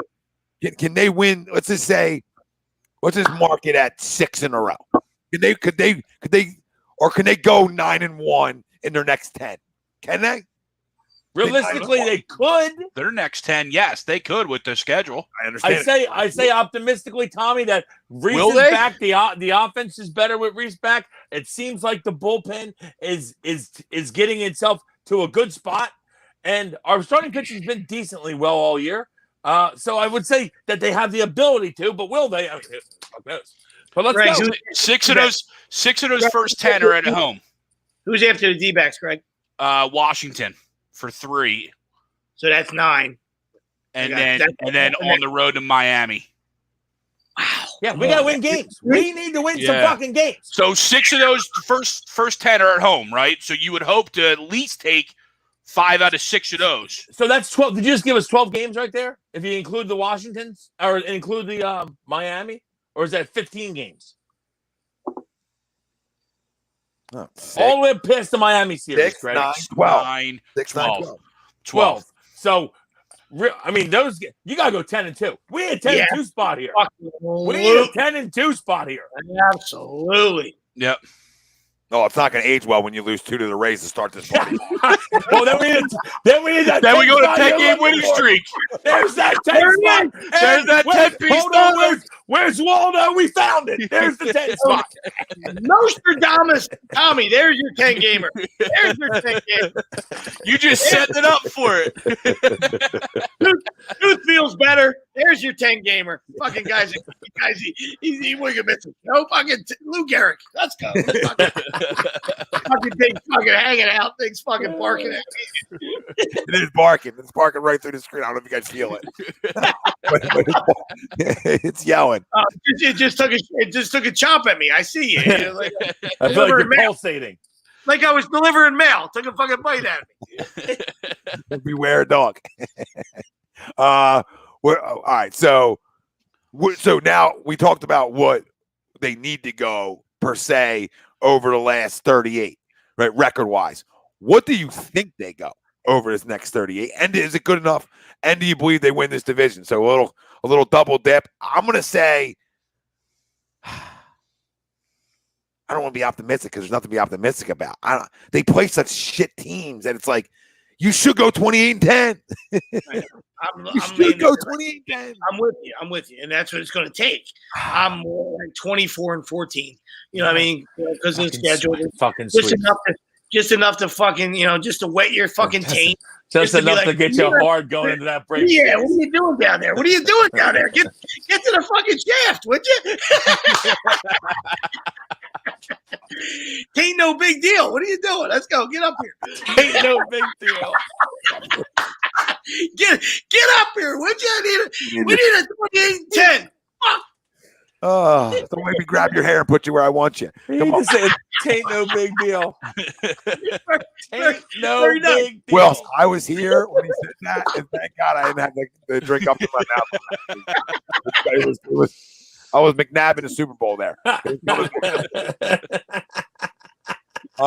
It's all water. It's all water. I actually agree with you. 24-14 sounds more where they should be. Yeah. But where they will be. But listen, we've talked about this year this organization has for a couple of years now. Actually, when they first took over, they told us that 2021 was when they're going to be ready to contend. That's what they told us. Right? I didn't tell them that. They told us that. All right? And they continued to run that dog. I'm just watching games. Yeah, I didn't tell us that. I didn't tell shit. Long story short, they've mentioned that a couple other times throughout the years, and here we are. How are you? And we fast forward to right now. So guess what? My foot's fast forward to now, all of our draft picks still stink. With the amount of money some of our acquisitions are pretty good. Our draft picks stink. with the amount of talent that is on this roster, because it is a talented roster. Just it hasn't. There's some talent. There's some talent. This offense hasn't lived up to the billing. we gotten through some of the bullpen woes, like Wilson was saying. I think our bullpen's way better shape now. Archie Bradley looks healthier. There's some good positive things to say about our bullpen. Neris has been, I mean, I will knock on wood, but Neris has been great in the non-save situations. So it's up to your stars this time of year, too. It's up to your Real Mutos, it's up to your Harpers, up to your Hoskins, per se, your team star, your Segurs, your McCutcheons. These guys, Didi, these guys, which are your guys that you're paying a good amount of money to, right? They got to be consistent now. Like it's shut up. It's put up or shut up time. That's where they're at. They got to be great. And I know it's baseball. I know you're gonna have your struggles. I get it. 38 games left. 38 games left. You got to be hot for 38. Bryce Harper's got to be scorching hot for 38. JT's got to be scorching hot for 38. These guys got to be smoking hot. It's just the way it's got to be. All right. Well, we're 5 games out, so it's got to be. Wheeler, Nola, they both got it. They both got to be like that. Eflin's got to come back and pitch at a high level, right? Mm-hmm. Everything's got to go right for them to win 28 games. But they have enough fucking talent if they can play defense to any decent level, just a good enough level, they can pull it off. But we're going to find a lot about these guys. We're going to find out a lot about what kind of locker room it is here. Okay, what kind of fight they have in them. Okay. We're going to find a lot out in these last 38 games. Not about this roster. We already know about Joe Girardi. He's coached enough in the big leagues, okay? We know his positives, his weaknesses. We know this by now. This roster is so unknown to us because we watched him fail late in the season for a few years now. And now there's a different manager in house. Can you guys, because now it's on you guys. We already fired a guy. He went somewhere else and now he's successful, okay? So now I'm starting to look at you guys. Are you guys good? How are you guys? Because I'm not going to go fire another manager. I'm going to start firing players. All right, that's how that's going to go. So long story short, they have to. They have to win this division. I don't care they're fucking 5 out now. They have to.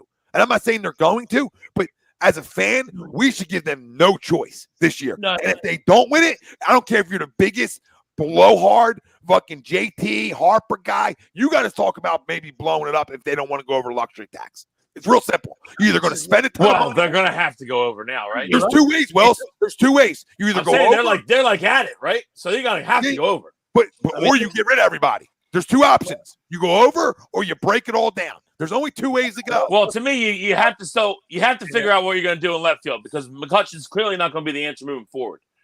I don't want to get my head of myself, but like you're going to have to pay somebody to play left field. Yeah, you got to pay somebody to play left field.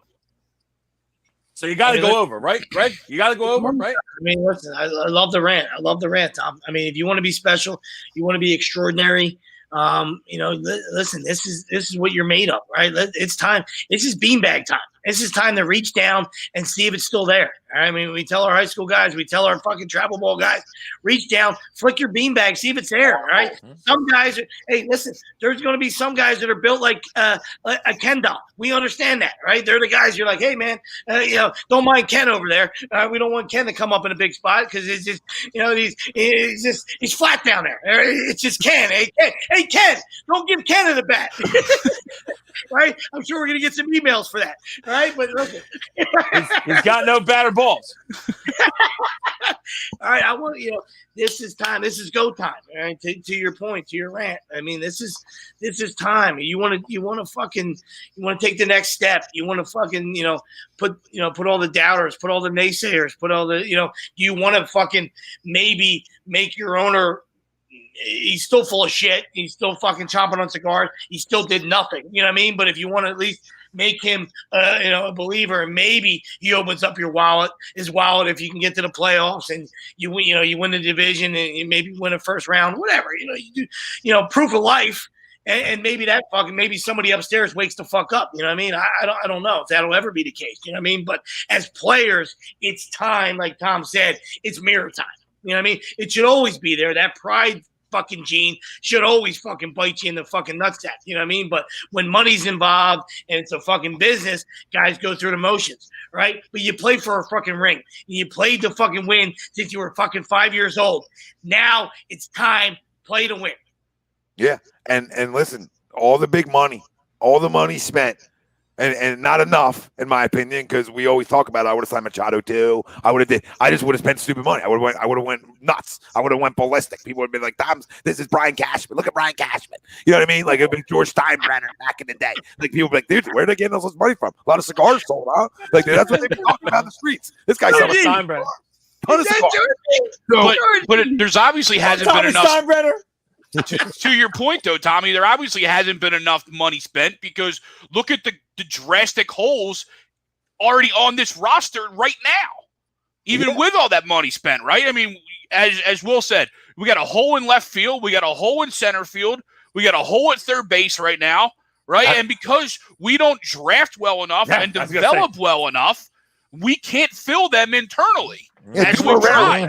So now going forward, whether it's this year, next year, you got to pay someone to play those positions. Yeah, I mean, we were hoping that fucking Hazley and Moniak would be out there in center and left, and Bohm would be a third, but they don't seem to be options at the moment. So yeah, you got to pay somebody. Well, we never expected a Double to be to even be on this club. Oh no, granted, I agree. And a Double hit was 4 for 5 today. Hopefully, he's about to get a little hot because when he's not hitting, I can't even stand to look at him.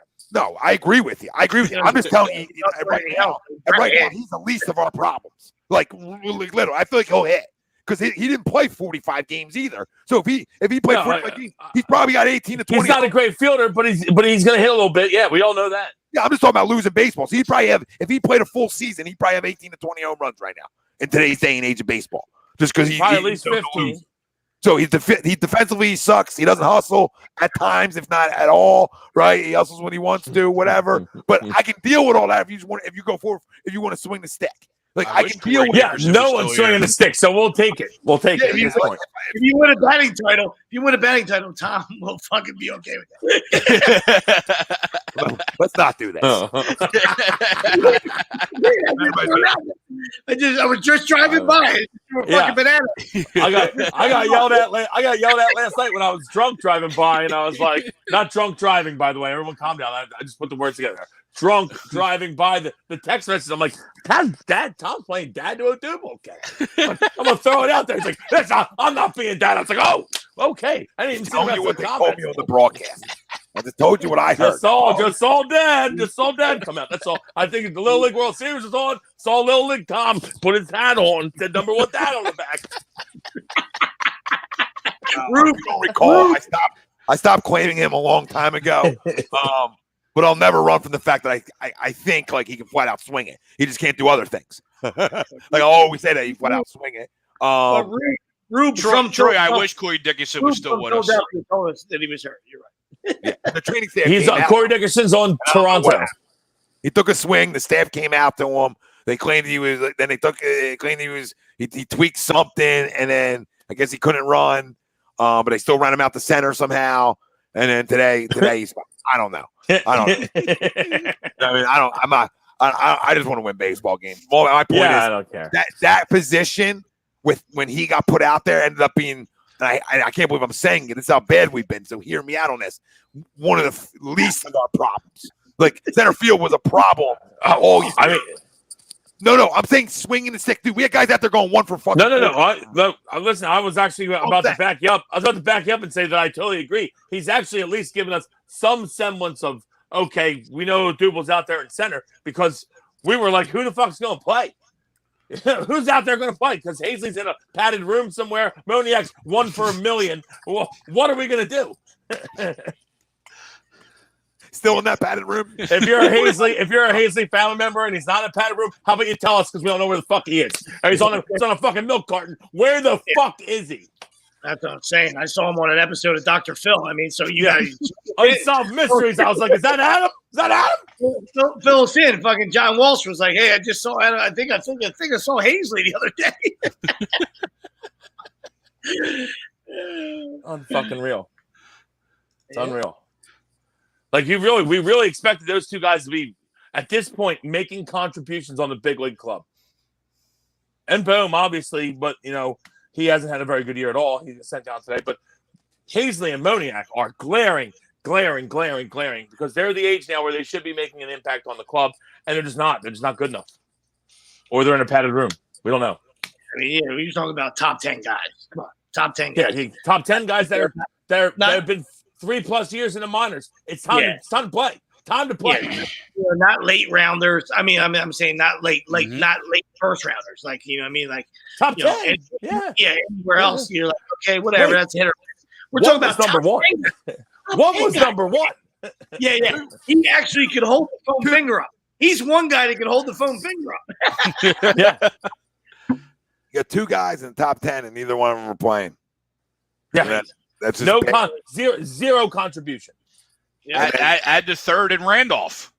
Yeah, you can add him too. Zero contribution. And you can add the fourth and Alec too, because he's a top prospect at least. I don't know where he was drafted, but he was third overall. Almost third, right? You're talking about third overall, was he? Yeah, I think so. Yeah, so I mean, add he's to the drafted list. high. Add to the list. So I mean, it's not a good look. And guess what? This is what goes to show you. If you draft well, you would be your expectations on where a 2021 we're a playoff team. If we 2021 we're going to be ready to compete. Guess where you would be if you drafted halfway decent. We're a playoff team. You'd be ready to compete, honey. That's how that works. Yep. So everybody's like, Tom, how can you be so harsh on John Middleton? He doesn't run the scouting. He hires everybody. Okay, he hires the people to hire those people. All right. So when you own something, it's about the people you put in place for roles. Those people matter. All right. Yeah, and if you haven't changed them. But I'm saying you're hiring that tree, right? That tree. He hasn't changed anybody. No one's getting better on our team. He hasn't changed anybody. Then that's on Middleton. Yeah. Yeah, we should have.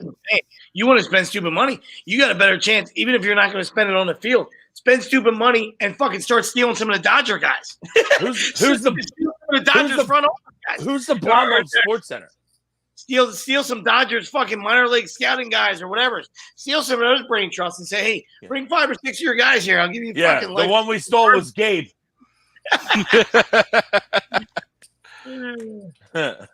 just to give him a crash course of what not to do managing and send him back over to San Fran. What's up, Anthony? Thanks for chiming in, brother. Yeah, Greg's right. I appreciate you chiming in. And as a Braves fan, he said, maybe Harp's his neighbor. Harp your neighbor, Anthony? I mean, that's a little weird, but go ahead. Maybe because he's from Vegas and Harp's from Vegas. Maybe maybe he's his neighbor, but that's a little weird. Yeah, I mean, we appreciate you to give us a playoff spot. We would love to have it. Maybe call Atlanta and tell them stop winning the fucking games, Ant. That'd be cool. You call Freddie Freeman. I don't know if you know Freddie. You got Ozzy on the favorites. Hit him up. Hey, Oz. Wouldn't mind a 10-day stint. Yeah, we did an hour and a half of Phillies talk, which was. I mean, I guess I would say fun. Yeah, I want to say fun. Kyle Gibson's been okay so far. He hasn't been bad. He's a solid starter. He's going to give you 6 innings every time out. Listen, he looks like Cy Young. He looked like Cy Young compared to what we compared to his throwing. Yeah. Very true. Is he in the Cy Young conversation? Kyle Gibson, the way he's thrown. That's what it fucking feels like. Very true. Threw great today, though. Get a ton of credit. I would love. Does anyone know what's going on with Eflin? Is he close? Yeah, he had a rehab assignment today or yesterday. Okay, well, that's good. Went 2 innings and a third, 3 strikeouts, 1 hit, something like that, or 1 and a third. Definitely stole his face on the screen. So yep. All right, well, that's good. That's good though. We need him back because I'm about ready to Matt Moore to be out of the rotation. Why? We won the last 2 games he started. He hasn't pitched terrible, Greg, but I'm just waiting for it, like gasoline speedo. I'm just waiting for the explosion. Freddie should be back this week, and I think Coonrod has looked good in a few. Said Freddie's going to be activated Tuesday. I think they said. Okay, and Coonrod's the other guy that was on rehab, as well as Vinny was on rehab. All bullpen guys, though. Yeah, a little boost to the pen. Read that. I mean, Tommy's been saying Vinny's been in the pen for 5 years now, so we could. Tom, maybe we can find a spot for him. Grant, I like our pen right now. Like when we're winning games, I like our pen right now with Neris, Archie, Ian. So nice to have another. But you can't. You would love to have some more arms out there. Just absolutely. You never know. Make it a little deeper. But Sir Anthony's been pitching too. His rehab started a few weeks back, a name that we haven't talked about in a long time because of the injuries. So not saying he's coming back this year to throw at the big league level, but just a name to keep an eye on. Yeah, gotta use. A lot of us were pretty high on when he first came out. Yeah. Yeah, and that's what happens when we're high on guys. This is what happens. Yes, I was gonna say, might as well stop being high on guys. Welcome in to our lives. We're giving you a little behind the scenes of our lives. Yep. Eagles training camp. Not a lot to talk about. I just wanted to. I got one question for you guys in terms of Eagles football. Once the season gets started, obviously we're on Sunday nights, and we're gonna be talking tons of Eagles and breaking down everything that happens on Sundays. Absolutely. But training camp is irrelevant. But I want to get into. The only thing important about training camp is getting out each day healthy. That's my biggest thing. Just I was gonna say, can we go through the next week and a half here without any more injuries? And that ties into what I'm going to ask you guys, okay? Because I want to talk to you because there's been a lot of conversation about this, and rightfully so. First off, the Jalen Hurts thing, being sick and dancing on the field beforehand and then getting sick just doesn't make sense. Doesn't add up. I don't know what the fuck's going on there. Eagles can never get out of their own way, even in preseason.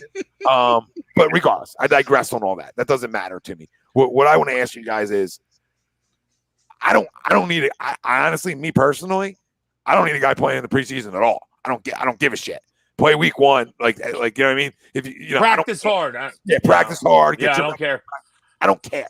I don't need to see it. Some people out there. I'm not going to watch it, so I don't need to see it. There's people out there on the A2D platform and other platforms, and they can have their opinions, and they think it's a must. And I hear a lot of this. Oh, you got to play X amount of snaps to be ready to go week one. And I say to myself all the time, no, you don't, because you're maybe some young guys. Maybe, but maybe not even that, because you're. I think if you're a veteran, you don't need to fucking play at all. You're inner squatting throughout these weeks anyway. Like he's not a veteran, but I agree with you. The whole week this week, you played the Patriots. The whole week before you played them. You played them in practice the whole week. So it's like you just played simulated air quote games, which is the same thing preseason football is. So to me, you're getting your work in. Now, do I think you need no snaps? No, I don't want to say no, but I honestly think you need 5 series and go to work. Like I don't care. Like with less preseason games, you almost want to see the back end of your roster to know, like, okay, these are the guys I want to keep, especially when you're a new coaching staff, right? Like, okay, let me see some of these guys are fighting for jobs to play in these spots. Now, I do think that Jalen and the rest of this crew play at least a quarter or two in the third preseason game. I'm the believer that the way I would treat preseason is weeks 1 and 2, you barely play. Now, remember, back in when it was 4, nobody played in the fourth one, right? I'm almost a believer in the opposite. I'd rather you play in the fourth one because you're essentially getting a bye then and you're not playing. So what did all the practices to get you ready for week 1 do anyway if you're not playing in the fourth one? You understand what I'm saying? Like, the most recent one's the one that's going to get you ready. So to me, I play these guys a little extra in week 3. But my question to you guys is, does it matter? Do you have a snap count per se, or a series that you need guys to play, or can guys just play none and say, you know what, I don't need it, because all that could happen is guys going to get hurt anyway. Yeah, I mean, we always talk about it. I mean, I'll jump in real quick. I'm sorry. You're good. You're good. Like Will said, preseason's for young guys and guys who are trying to make the club, and but when you're a guy that's not a veteran, and Jalen's not, he's got a 4-game sample size. So I'm not saying he's got to play fucking X amount of snaps. He's got to do that, but he's got to play. He does have to play, because you might be playing against guys that are going to be playing. Going to be bagging groceries. I get that, you know what I mean? But if you're in the game, you're in there against the 1s and 2s, you simulate sometimes some sort of game speed. Even if the defense is vanilla and they're not calling anything, it's still the game speed that you need to see. You know what I mean? Guys are still pass rushing, you know what I mean? Where, they might not be playing, all kinds of defenses, and I get that, you know what I mean? But guys are still putting their hand in the ground and trying to get to the quarterback, right? Because everybody wants to eat porridge. Everybody wants to look good. You know what I mean? So those guys are still trying to get to the quarterback, right? And as a young guy that needs to be able to throw from the pocket and get better at that trait, you're not going to get that in practice, right? The whistle blows. Nobody's allowed to touch you. You know what I mean? You got the red jersey on.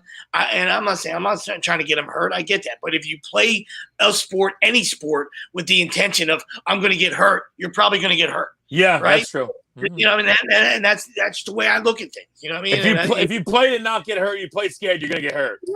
And like I said, you gotta be smart. When it's 40-0, you don't belong in there. You know what I mean? The old Booby Miles theory. You know what I mean? Like, get them out of there. So when guys get hurt at different, outrageous times, then that's when you look like more of a jackass. You know what I mean? But if a guy's in there, and like I said, I don't have a number to answer your question, Tom. I just look at it like, hey, this guy's got 4 games under his belt. He's going to be your guy that's leading this franchise to whatever. I'm not saying the promised land. Who the hell knows what it's going to get to? You know what I mean?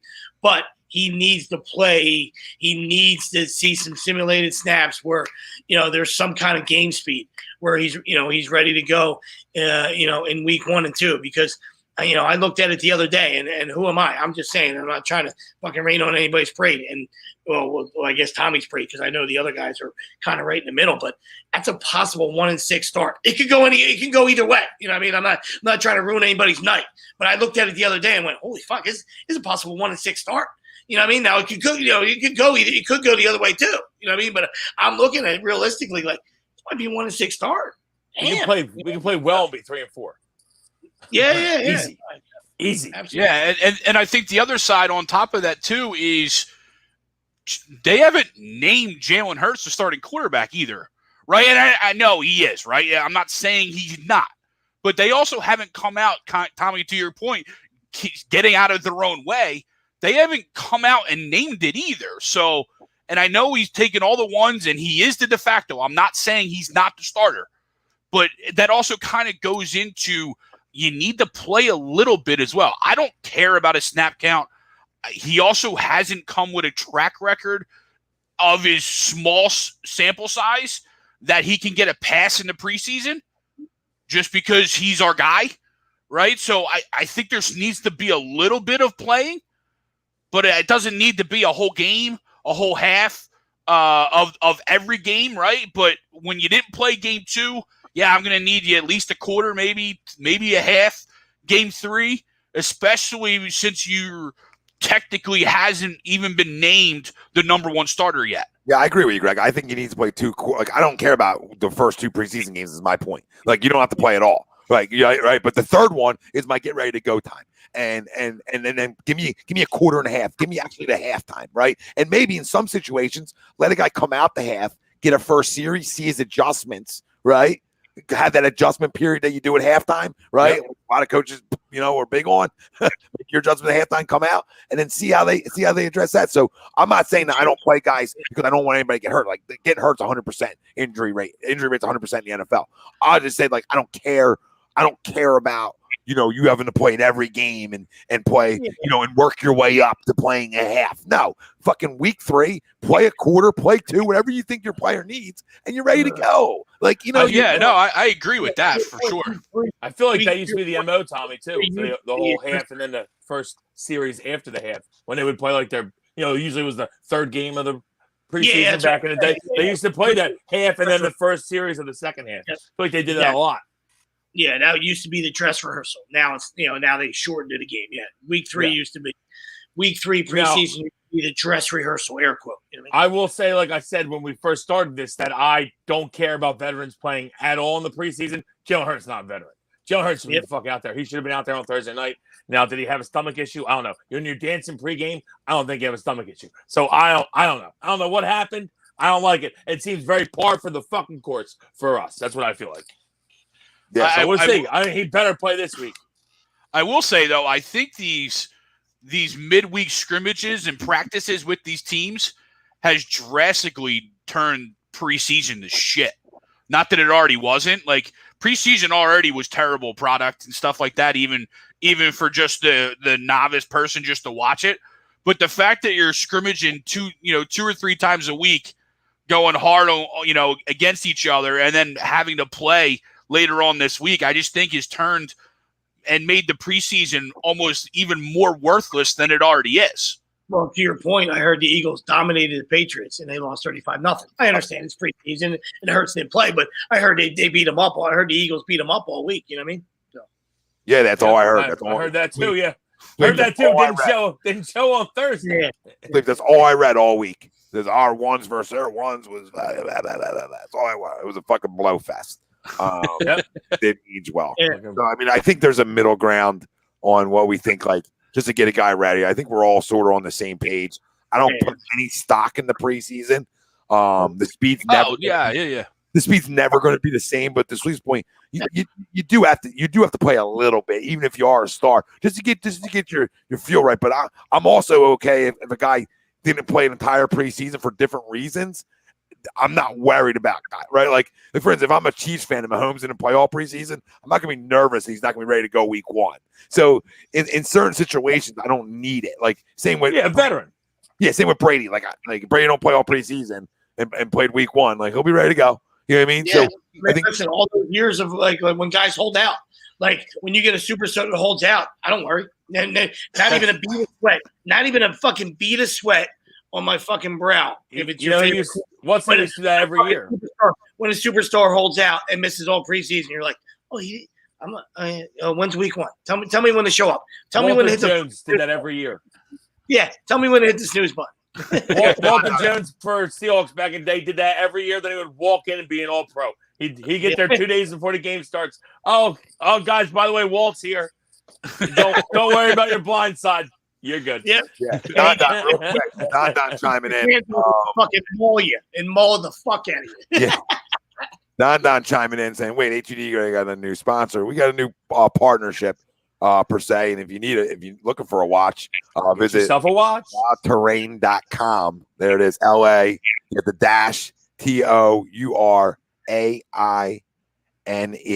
LaTerraine.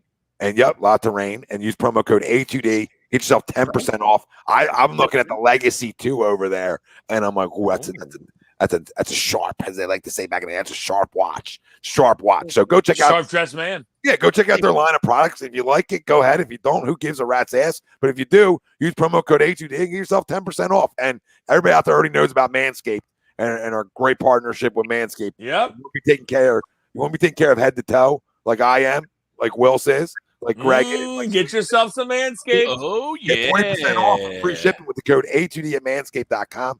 Unlock that big whoosh. Unlock your confidence and always use the right tools for the job with Manscaped. That's promo code HUD for 20% off at Manscaped. And as I'm reading off them, I'm going to give the family out there one more where you can get 25% off at bodycheckwellness.com. Promo code HUD. Listen, not only do they have CBD, oils, gummies, extracts, the whole 9, a lot of other things. Clarity and focus. I've been taking energy and endurance. Just go check it out. Go over there. Riley Cote, Todd Harriman's co-owners of bodycheckwellness.com. Go check out their products and use promo code HUD for 25% off. I live and die by the clarity and focus. I'm telling you, it's amazing. I like to bring in sponsors and be able to talk about their products so I can actually tell you if something's good or not. I constantly order it over and over and over again. So tells you all you need to know. And yes, I do buy and I use the HUD promo code for 25% off. So there you go, Pete. Because why wouldn't he? Why wouldn't I? Why wouldn't you? Yeah, jump on it. I got something else I use for clarity and focus. Well, if you want to get us a paid partnership with Kevin Durant's weed company, I'm all in. I'm all in. I'll send an email. Yeah, please do. I mean, or Calvin Johnson, fan of A2D. It seems like. Calvin's got a. I wouldn't didn't know Calvin was involved. Yeah, Calvin Johnson has his own, I believe. Yep. I love that. Yeah, Calvin Johnson has his own. So. And he is a fan of A2D. Yeah, it's a double dip there. Yeah, Hall of Famers all over the place. That's when he was dressed like a professor out there on the field, right? So, guys, again, we're going to talk plenty Eagles. Hey, Gray Bush here. We're going to talk plenty Eagles as we, continue to get closer to the year. So, maybe next weekend we'll go over and do our win-loss little predictions and have some fun with a little ASMR me of everything. Hey, listen, I've already said that I'm all for trading for Deshaun Watson. Sign me up. I've been saying it for weeks. # stop showing your dick. Let's go. That's the first thing I tell them when we get in the store. Hey, Deshaun, great to have you. Great to see you. Stop showing your fucking dick to masseuses. All right? Let's go. Let's go to work. To me, the talent level is not even close. He's way more talented than Jalen Hurts. I like Jalen Hurts personally. I think he's a good player. I think he's a really good kid. I think he's a decent player. we'll see what happens. But I'll trade for Deshaun Watson right now. I'll just go draft one next year if that's the case. I don't need to trade for that contract. Deshaun Watson ain't in the draft next year. I understand that. I'll just draft the quarterback next year. You don't know that. I know it. Okay. I'm not saying he's not I'm not saying he's not a stud, dude. But we're like. I think we want to take on that deal. Right. I don't know. I'll just rather go. I'm going to go start with somebody who doesn't drop their fucking drawers. I don't think he's. You think that? So you think that he's going to get in like a lot more trouble than I think he's going to get? No, I think when there's a little bit of smoke, there's fire to it. Okay. I'm sure there's a little fire to it. I would agree with there. Yeah, I don't want that I don't need that in my locker room. I got 3 first-round picks potentially next year. I'll go draft my guy. Okay. Go draft my guy. Okay. That's all. I listen. If there's no one of that crap that I didn't hear of, if I didn't hear about the 22 women and a little bit of off the field issues, not only with that, okay, some of the things he's done, right? If there wasn't that extra in that baggage, nobody's questioning his talent. I'm questioning what kind of fucking leader he is because that's the question I don't have. Now, I mean, for the people, everyone that plays for him seems to think he's a great leader. Oh, everybody. I totally agree with you about the off the field shit. Like the off the field shit is not something I'm not a fan of. But I'm saying if you're going to bring it in, you got to know that the shit's done. He's cut the shit. I got to know you got to do your due diligence there. I got to know my locker room can trust him. I got to know my ownership can trust him. I got to know a lot of people can trust him before I make a deal like that and give up what I'm going to give up to get him. And I agree with you. With the amount of assets we have, and I'm not Mr. Draft guy. You guys know this. I always trade for talent any day of the week. Just not that one. I'd rather just keep my capital and go into next year with 3 firsts and make my football team better that way. You know I mean, you definitely can. You can get any pick you want next year with the first-round picks. I mean, let's just put it that way. You can. And if Hurts is just average, I don't even draft one next year. If he's average, I just got to go try to build around them. I think he might be better than average this year. I'm going to pay him anything. But I don't think he's ever going to be good enough to win it all, though. That's the whole thing. But I think you have to find out, though, Will. And I'm not saying. I want him to play this year. I did. I know you do. I'm just saying, like, I think you have to find out. Especially where you took him. You know what I mean? And as far as like you said, the talent.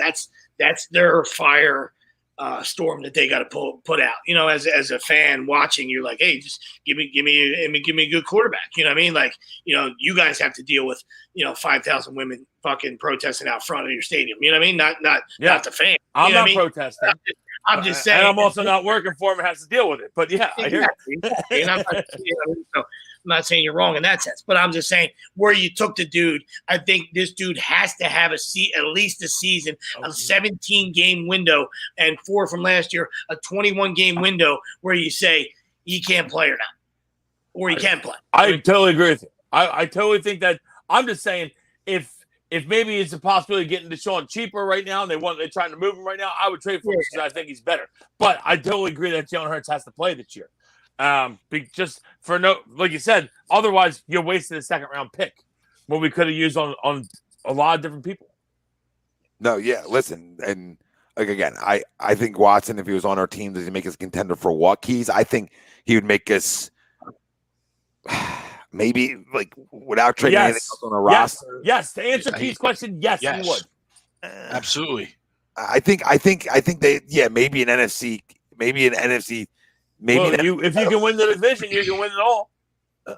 Can you? I mean, I would say you get there, you can. I would say an NFC title contender, sure, right? I mean, I don't know though. I mean, I do think this roster is better than people think it is, but again, with everything else over his head, I would just rather just keep what I have.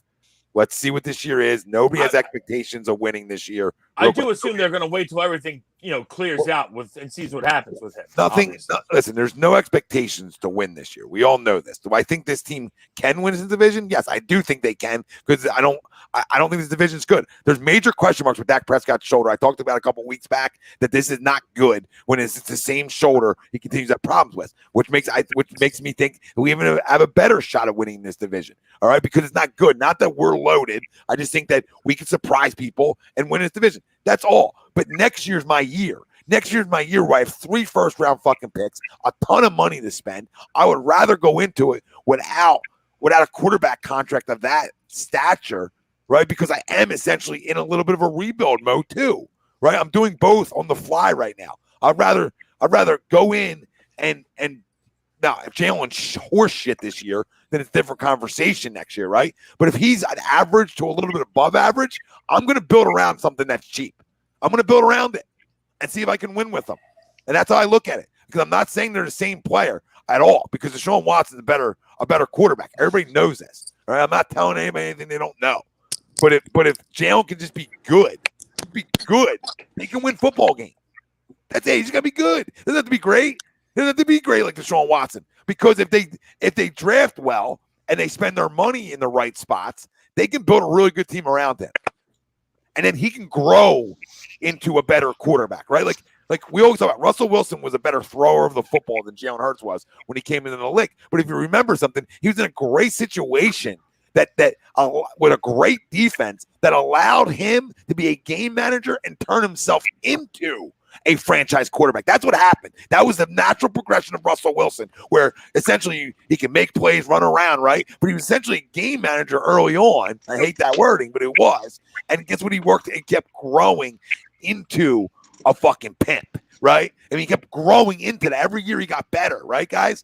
And because he was in a comfortable situation. He won when he was a game manager, though, which is weird. What'd you say, Wills? I said he won as a game manager, which is weird, though. But yeah, I agree. Yeah. But that just goes to show you, like, so I don't think Jalen is Russell Wilson. I'm not saying that. But if you can surround him with the right pieces, you can win with a guy who can run around and make plays. You can. I'm not saying the Super Bowl. I'm not doing this. I'm just saying you can win enough games to be a division contender and see where it goes. So I got, you know, as much as I yelled and screamed about the Jalen Hurts pick when it happened, I got to give him a full 17 fucking games. I got to see what I have, and I got to hope he can prove a lot of people wrong. And then we go from there. And if we win football games this year, guess what? So then great. If we don't, we shouldn't have been expecting it anyway. I'm always glass half full with the Eagles, right? 3 months ago, I thought they had no chance of contending for a division. They've done a lot of things in the last 3 months. They've done a lot. I got to give a little bit of credit to you shoring up big time issues on your defense. And they did that. They did that with 4 veterans. And I keep saying it every show. Anthony Harris, Eric Wilson, Ryan Kerrigan, and Nelson, right, are all big additions of veteran-wise that in positions of weakness for this football team. That's factual, right? I didn't think Zach Ertz was going to be back. I got Zach Ertz back too, right? I didn't know who they were going to pick in the draft, and they got DeVonta Smith, right? So I watched what's happened, and I watched what the rest of the division is, and I say, I don't think this roster's far off from should be that of a contender for this division. That's it. That's as far as I'm going with it. But I do think that should be real life expectations because of this division. We still think that we have a chance to win this. That doesn't mean that if we lose football games, we should be in panic mode either, right? You know what I'm saying, guys? It's like you can compete for it, but it's not you don't have to. You're not forced to, right? Because our expectations were never really there. Make sense? I don't know. I'm in a weird spot with them right now. I'm in a weird spot. Yeah, no, it's that middle ground. You're right, because there's the quote unquote realistic expectations of 6 wins, or do you get to 10 wins? Right? You know, 5, 6 wins. Look at you. Because I said 10. Now you're going to say I see. Well, I see. Well, the over under is 6.5. So there's your realistic. He is right. There's the realistic over under is 6 wins. Because they're never wrong when it comes to NFL over unders. They're always wrong. They were built by being right a lot of the times. Yeah, but when it comes to NFL over unders, they're never right. They're never right with NFL over unders because it's the hardest thing to ever fucking do. This is the same guy that always says, "I look at Vegas. Vegas knows what they're talking about. They're never right." They're never right with NFL over unders. That's the only thing they're wrong with. Because nobody's right with it. It's the hardest thing to fucking predict year in, year out is the NFL. Like when it comes to like who's going to be. I totally agree with you. Yeah, it's just tough. Other sports, they nail it, right? They're like always right. Then listen, Vegas is never wrong. But I hear you. But the year we won the Super Bowl, they had us at 7, just to confirm that. Like the year we won the Super Bowl, over under was 6.5 as well, just to confirm that, Greg, for you. So. Oh, there goes this. That's not the same roster. Stop it. I'm just telling you that like they're not always. It's not gospel. Here we go. Play devil's advocate on here. In my opinion, Tom, I think that we're going to be exciting to watch. I don't know how many wins we're going to get, but I think we're going to be pretty exciting. How is that exciting if we don't get a lot of wins? Well, Gee. listen, you can be exciting and then blow games in the fourth quarter. I think that we're going to get out. I think the offense. I do think that we might blow some games. I'm not going to lie to you, but I think that our offense should score some points. Oh yeah, I mean I do. I think that we might surprise some teams early, and then the course of the game might run to us. Yeah, but I think this defense is. But we'll see. I think don't know how good defense it is really good. Is that just me?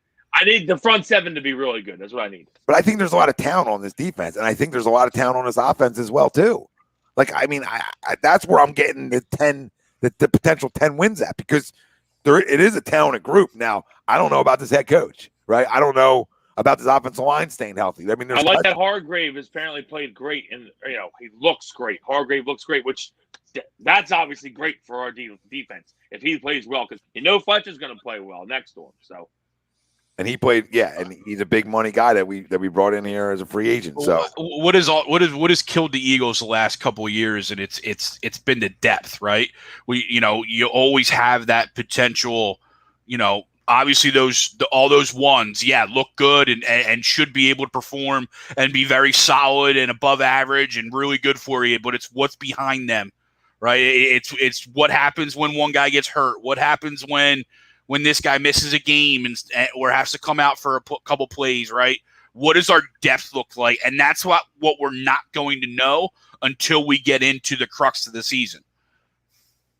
Yeah, well, I'll say this for a lot of teams. I mean, a lot of teams, if their big players get out, the healthier teams end up winning the Super Bowl. I mean, that's how this goes. So I hear you, but the league isn't filled with deep teams, right? Like if you get some key injuries. One time you won in 50 years, and not to throw sand on you, it was the next man up theory. Well, that's how that happens. I'm just saying. I mean, it's just weird. Yeah, I mean, I don't know. It doesn't happen year in and year out. So to your point, you're wrong. I'm just saying, it's just ironically. A backup quarterback beat the greatest quarterback of all time too in that year. So weird shit. Who threw for 500 yards? Yeah, weird year. Weird year. I'm not saying you're obviously not wrong, because it was 6 captains that got hurt, and that usually it's hard to pick up the pieces for that. Usually like Tampa, healthy, right? Kansas City was healthy before the Super Bowl. So I mean, you're talking about healthy ball clubs. If the Eagles are healthy, they got a good roster. If Dallas is healthy, they got a good roster. If Washington's healthy, they got a good roster for this division. I'm saying the Giants, I just can't with Daniel Jones. I just can't. I can't buy into them being a good football team. Could he prove me wrong? Sure, he's got to go do it, because I think he's the Achilles heel of that team. And if he looks like he has in camp, they're in for some fucking trouble. And if I'm a Giants fan, I'm really nervous, because I have a good roster. I have a really good, talented roster.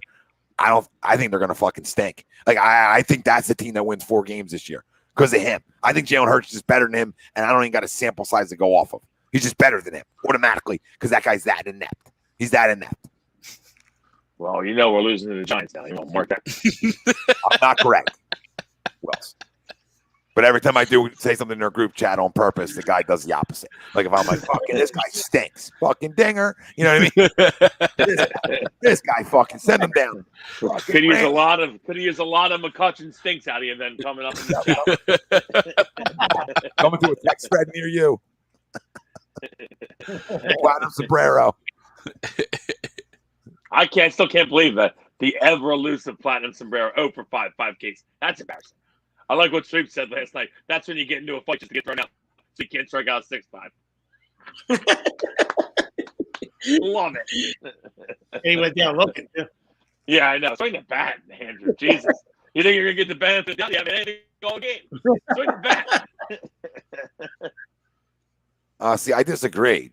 You go back to Red Sand. He's very optimistic. I feel like Red Sand. I do agree about the O-line injuries have killed us the last few years, though. I do agree with that. I don't think cornerback is where we have any depth at all, Red Sand.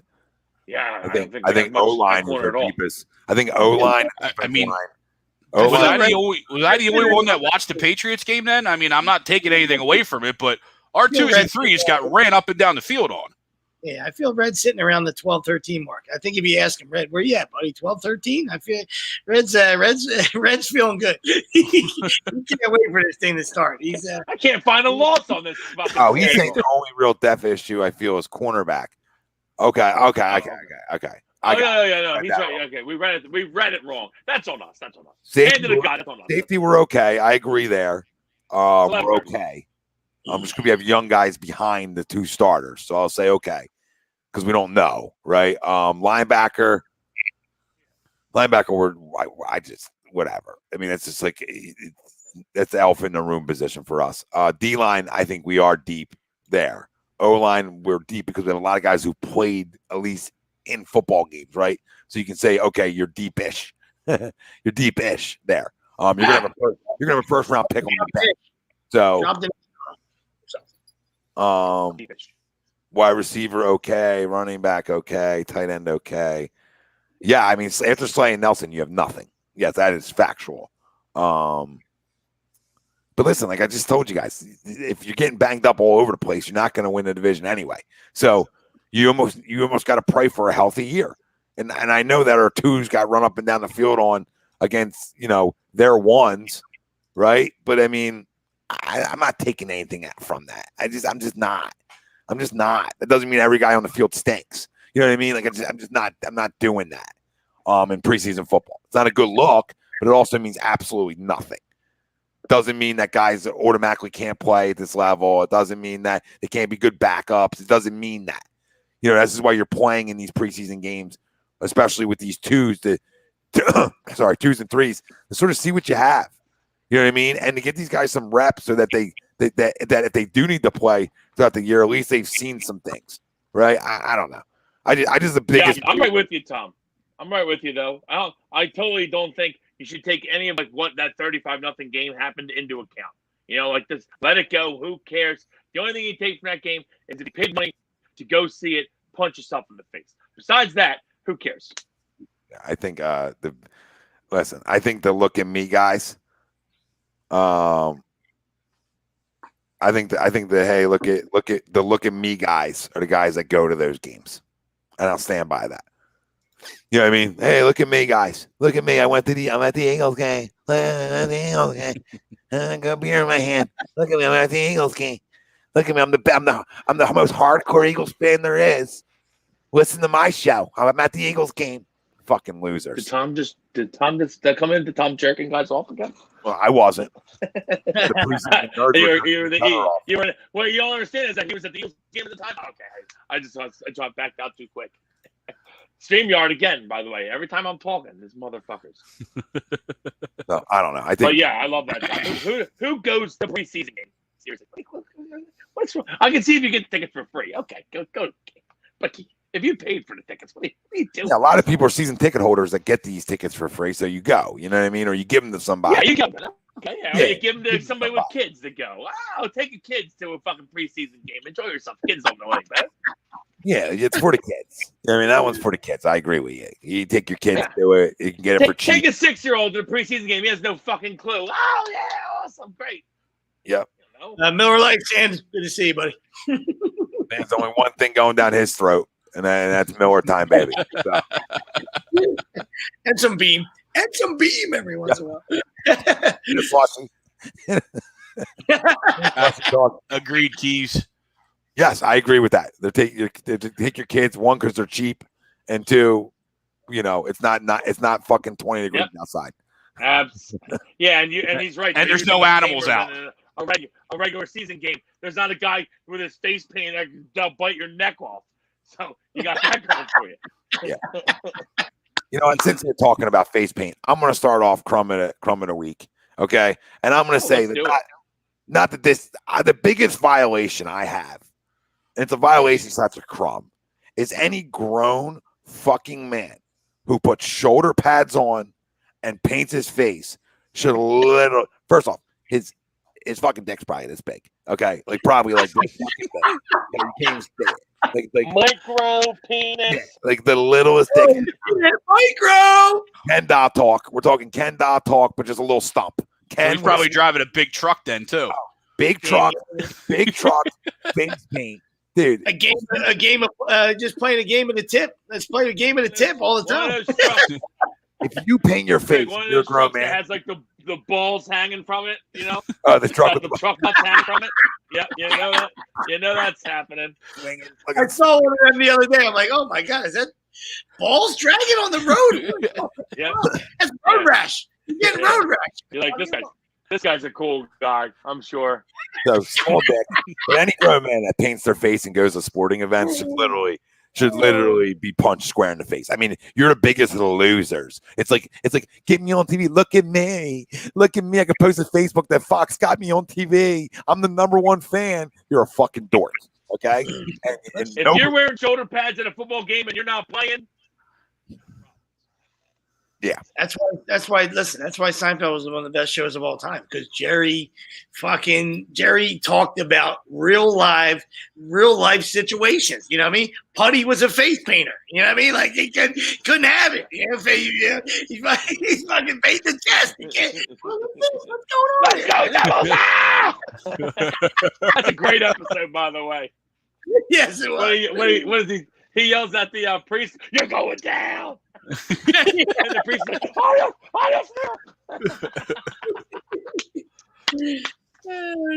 Eight Ball says, yes. Absolutely, Tom. Absolutely. I mean, you grip it too tight. I mean, loosen it up a little bit, whether it's a micro or whatever you got going on down there. Just fucking loosen the grip up a little bit. You know what I mean? It just, you know what I mean? You blend in a little bit. Blend in a little bit. Feel free. It's not about you. About the players. And I feel like that. What does he say in what's he say in Bronx Tale? The loudest guy in the room is the weakest guy in the room. That might have been in what's the one with fucking, god damn it, Casino? American Gangster. Oh, all right. Loudest guy in the room is the weakest guy in the room. And then he went against their walls and wore a fucking mink coat to the fucking thing, got himself all fucked. But, well, regardless, good comment. So my crumb's a little different. Will's got me triggered there. So he's pulling on a tee. I wasn't going to go there, but I'm going to go there. I'm going to go. I like it. Hope it circulates. Hope people say, look at Tommy. He's just such a hater. He's such a hater, Tommy. He just hates. Just hates. Just let me be who I am. I work fucking 60 hours. I like to fucking paint my face. Leave me alone. That's all. And that's fine. Like, come back with that. You know what I mean? We're just, this is one man's. This is listen, four guys' opinion. It's four guys' opinion. You know what I mean? Yeah. Be the same guy. Yeah. Paint your face. And you're probably the same guy who puts a glove on too. You're 45 years old and you're fucking stealing a fucking ball from a fucking kid, from a fucking 10-year-old. You fucking moron. That's the same guy. Yep. Different season. That guy. Same guy, different season. And we know a guy like that. We know a guy that brings a glove. That's incredible. Wow. When we all went to that one game, Greg? Was that like 2019 season? And Frank, I won't say his name. FF you just tried bringing a glove in right as we walked in, and I was like, "You bringing that glove in right now?" He's like, "Yeah." I'm like, "Dude, keep that in your fucking car, please." So, Mr. I can't be seen with a grown Mr. Can't be seen with a grown man with a Mr. Men's League, Francis Fortino. Yeah. That's Men's League. Yeah, Mr. Men's League himself, Francis Fortino. Yeah, I'll say it's full fucking government. All right? Bring a glove to a game home. You bring a glove to a game I said, home. "Yo, you're keep that glove in the fucking car, please." Guess what? If there's a foul ball coming to you and you're a man, you catch it with your fucking hands. All right? Catch it with your fucking hands. Listen, I get it. The kid, there's an age limit where that like cuts off at you. You know what I mean? Like, hey, yeah, absolutely.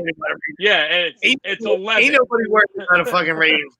Ain't nobody sitting here worried about a Raiders game. You know what I mean? Like, you got to worry about the 20-on-1. That's it. That's how they roll in the Cali and whatever the area code is. That's it. That's a 20-on-1, as you saw in the Raiders or the Rams, whatever, Rams Chargers debacle, whatever that's. It's always 20-on-1. That's how they roll in LA. The Raiders fight video that like made A2D radio over on Facebook.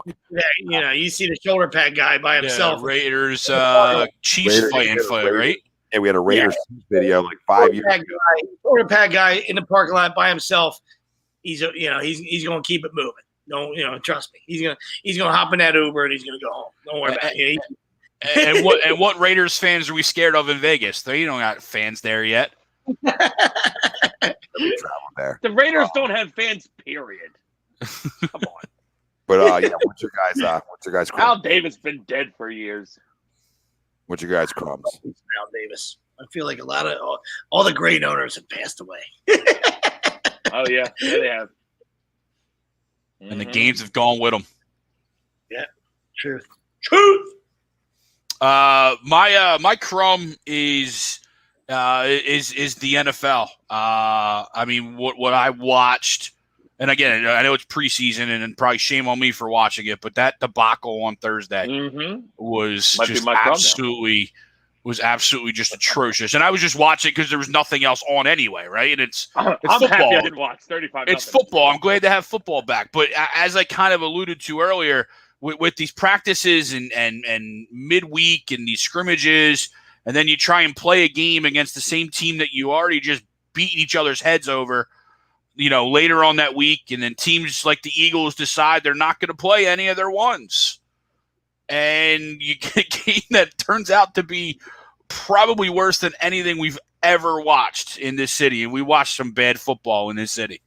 So, yeah, I mean, my crumb is just the NFL is just already or naturally has made the preseason. Not that it already wasn't pointless, but just completely pointless and not even worth watching at all.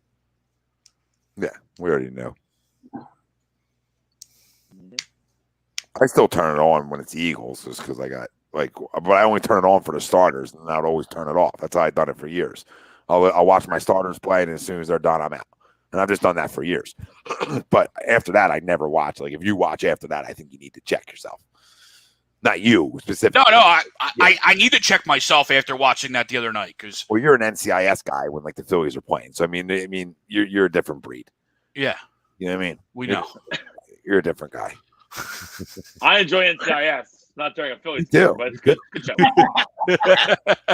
Speaking of CSI's coming back in October. Let's go. Which one, Greg? Grissom.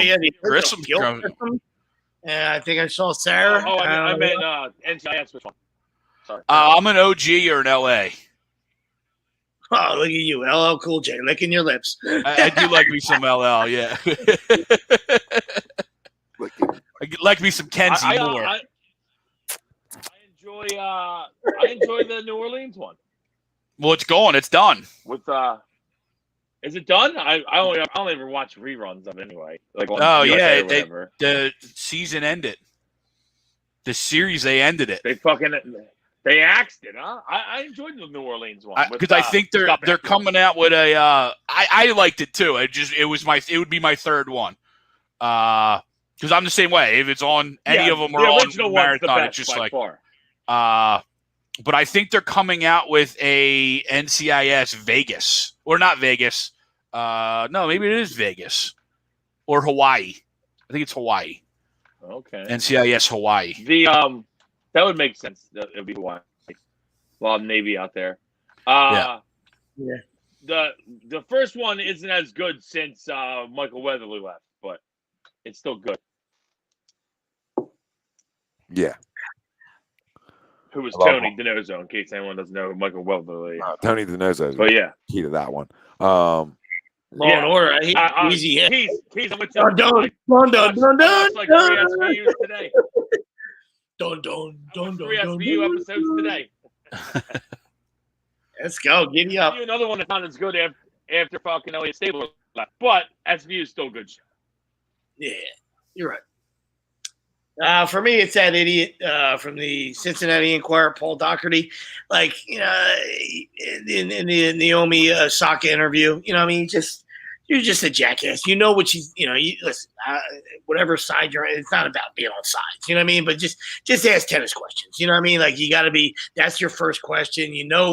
She doesn't like, she came out and told you about press conference. She's dealing with anxiety. Like, she doesn't like it. You know what I mean? So, and you got to, and he just had, like, just a dick move. He asked her, like, oh, you're not crazy to, like, he threw that in there. You know what I mean? Like, he tried to, like, slide it in there, like, oh, you're not crazy, about dealing with us, especially in this format. And he was just trying to, like, whatever your question was, you went about it the wrong way. And, I understand as athletes, you got to stand on the podium, and you got to, you get paid a lot of money, and you got to deal with things, you know what I mean? But, she's 23 years old. She's also, a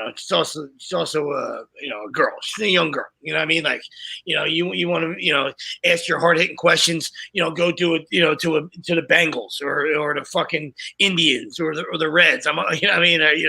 Somebody like that, you know what I mean? I understand. Maybe he's a fucking tennis guy. I don't know. There's other ways to do it. I thought it was a fucking crumb move. I thought it was classless. And almost like, her agent used the word bully. So I don't want to, like, I'll echo that, you know what I mean? But, like, I don't have to, try to use my own words, you know what I mean? But it just, it's just Carolee, you know what I mean? Like, not being a fucking crumb and fucking just, talk about the match. Nobody needs, you don't need to, nobody's there to hear you. Nobody's there to see you, buddy. Just talk about the match and talk about tennis. You don't have to deal with that stuff. She already told you how uncomfortable she is in the, in the interview format, in the press conference format, and everybody has their own demons, like, nobody needs to be judging somebody in that. You want to judge her on the court. You want to judge her, if what she does maybe off the court, but, like, this is, she's, that's something that's an issue she deals with. It's a sensitive issue to her. And it just, I thought it was classless, Let the poor girl be. I mean, yeah. He's trying to make it out like you're nobody. Right. You're nobody without him. Like, that's how he wanted to make it out to be. Like, I know you don't like talking to us, so you're nobody without us. So, you know what? Fuck you, bro. Agreed. Okay, because you're nobody without the player too. So that can like a lot of press like that. You're right. I mean, that can go both ways. Like that guy. You're like both need each other, right? Yeah, and that's what's great. And but both sides want to try to act like they don't need the other side. Well, in today's day and age, I always say I don't need a beat writer or a reporter. I can get my information right off Twitter from the player or the team, right? Like, I don't need you to update me on everything. It's nice to have, but, like, we can find our information everywhere nowadays. So these guys, like, back in the day, great point. And all I'm saying is, like I said, I don't know what else he covers. Maybe he covers it all. You know what I mean? But I guarantee you didn't ask fucking Burfitt that question years ago, you fucking pussy and you coward, right? You didn't ask him any fucking questions about him being a fucking lunatic. Hey, what'd you do there? That hit you had on fucking Antonio Brown there. It seemed a little fucking psychotic. Wasn't it perfect? Now, because Perfect goes over the fucking railing and eats your face off. All right? So there you go. Right? Be consistent there, Paul Doherty. Right? Don't be a pussy. That's true. Be consistent, Paul. Be consistent. yeah, we won the boy. Montez perfect. He will eat your face. That is true. And she seems like a really we'll move on after this. Like, she seems like a really good kid, and that's why I didn't like about it too. She just seemed like a good kid, right? Who just wants to play tennis, and, like, some people aren't great in front of a microphone. Not everybody's us, babe. You know what I mean? Not everybody's us that we can just spit it, right? For 2.5 hours. Not everybody's us. I mean, I'm also not ripping back here. So, it's like the same thing. Well, love to be able to. I feel like I could beat like Greg in tennis. I don't know if I'm beating many others. Yeah, I mean, you two would be fun tennis to watch. I want to see. First of all, Tom, I was going to say you, but I just didn't want to hear you cry about it. Oh, you're not beating me in tennis. You're not. I definitely could beat you in tennis. Okay. Over his lifetime, man. That's been a quote. That's been a quote. Never beat me anything. I want to go to bed, so I'm not doing throw it out there. Over your lifetime. That's the quote. For his life. I used to play tennis with Ed Zatusky. He was number one at Audubon. We're going to continue this. You won't even be able to observe and follow you into the grave. We're going to continue this tonight. I don't care enough that you think you're better than me at everything. Don't care. My wife's better at tennis than Ed Zatusky is, and I beat her. So take that. No chance you are. Okay. I know Ed, right? And I'll tell you, my wife's better at tennis than Ed Zatusky is. All right. So no chance. He was number one in high school. Did she play? Yeah, she played. Yeah. Number one high school tennis player at Audubon. I'm saying he was their best player. And I used to play with him. So what ranking are you going off of? I couldn't beat him. You just made up ranking. In tennis. The The number one tennis player at Audubon or number one tennis player in the state, Brian? Just at Audubon. Okay, go At our school, yeah. Number one tennis player at Audubon. Guess what? When you're at the school, Tom, one guy plays first singles. That's what he played. Okay. That's how it works. I don't know if you don't understand. You probably don't understand how tennis even scored, but that's how it works. It has bets like that. I started varsity as a freshman at West. So you tell me who's better. Bigger school, more players. Who's better? Yeah, she's a girl. But Lena's probably better, yeah. Okay. I'll take Lena's on everything. I don't like that you fucking threw Lena in here. But she's I beat her. Telling you I beat her. Just telling you I beat her. So no, she probably let you win. Oh my God. I know her. We're done with this. My crumb. I fucking hate you. Tom Arnone. That was a scene, so I mean, I don't about that. No, it's pretty simple for me, and it's especially after the ever elusive platinum sombrero last night. It's Andrew McCutch. Cutch, we just need more. We need more. What's he? 4 for his last 45, 4 for his last 44, some 41. horrendous. 41 to be fair. To be fair. 4 for his last 41. So 4 for his next 45 is coming. Batting a robust 0.98, I would assume. We need more. He's not giving us enough. We need more. You're batting fifth. You got to give us something. You got to do something. It would suck because he had a little hot stretch there. Remember, at the beginning of the season, we were like, man, this guy maybe can't play anymore. Then he got a little hot. We're like, okay, look at Cutch. Then he got banged up. Since he came back, can't fucking hit again. We need him to catch another little hot streak right here. Last 38 games. Catch a little hot streak because right now, you're sticking up the joint right now, Cutch, and it's something fair. I wanted him released in May, right? And then he got hot, and he said, "Fuck you, sweeps." And now he's back to, "Hey, man, waiver wire." Gregory Polanco just got put there. I'd rather have Gregory Polanco. I mean, he's underachieved, I feel like, his whole career. Bro. Yeah, he is, too. And he's a lefty. We don't need a lefty. You know, to Wilden's point, to all our points. You know what I mean? Like, it's difference between making, getting snake bitten and not getting hits and man, this guy's running into some buzzard luck and he's close. And it's another thing to be fucking overmatched and look lost, and that's where Cutch is at right now. Yeah. Yeah. No, you're absolutely right. It's one thing to hit balls on screws right at guys. Yeah. He's not even he can't even foul balls off. Mm-mm. It's not even the same ball. Anything yesterday. No. It's been really, really bad, and we really need him because he's going to be out there, so we really need him. Unfortunately, there's nowhere else to go. We're still looking for Hazley, and I don't know where he is.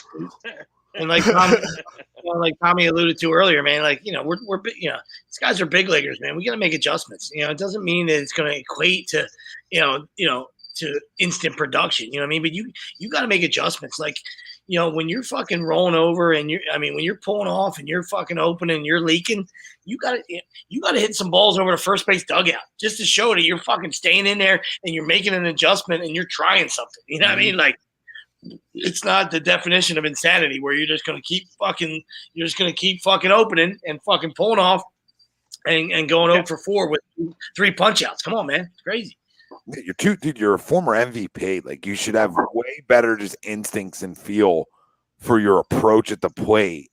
He's a vet, yeah. Because of all those things. And that's what bothers me with a lot of guys. Like, man, when you're struggling, I get it. Baseball is about failure and about your response to failure. And nobody preaches that more than me. It's the biggest life lesson. Playing baseball gives me the biggest life lesson I'll ever have in my life, because I learned how to fail and respond to failure and act. And how do I act when I fail, and how do I act when I'm going well, right? Because that's just the way it is. So like when you're a veteran and you've been in the league and you've had high accolades, etc. I mean, you should be able to make these adjustments and not have 4 for 44s.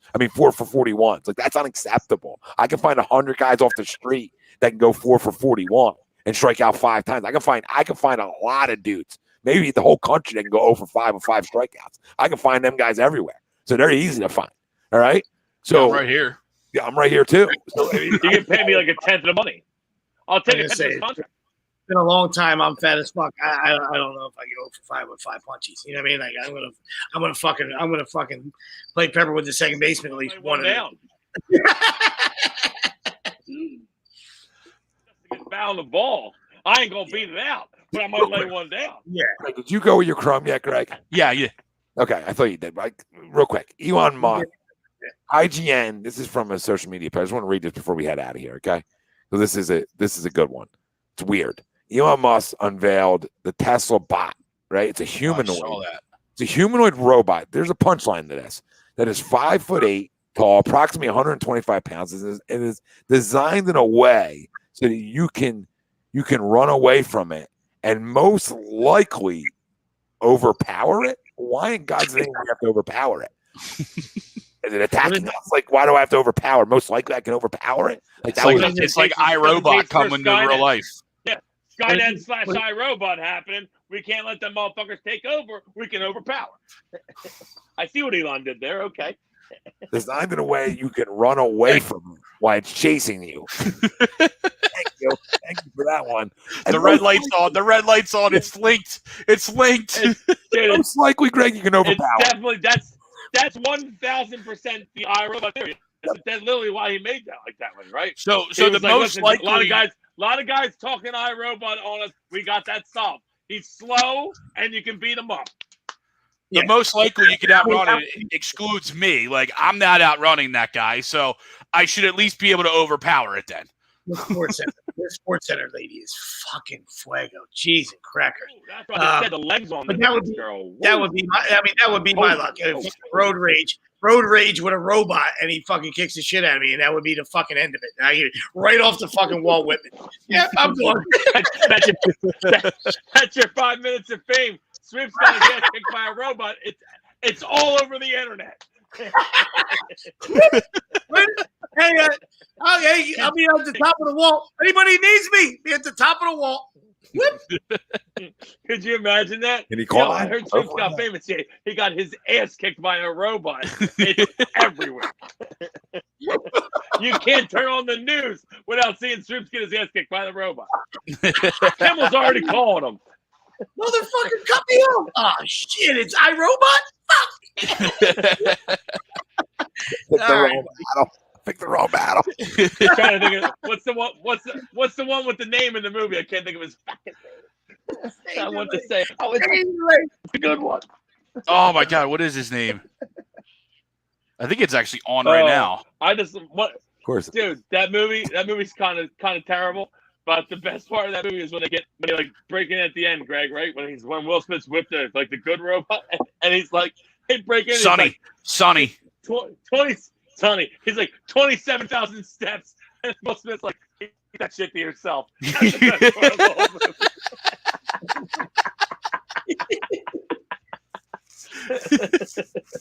whole movie. He like looks up. It's like just a whole staircase.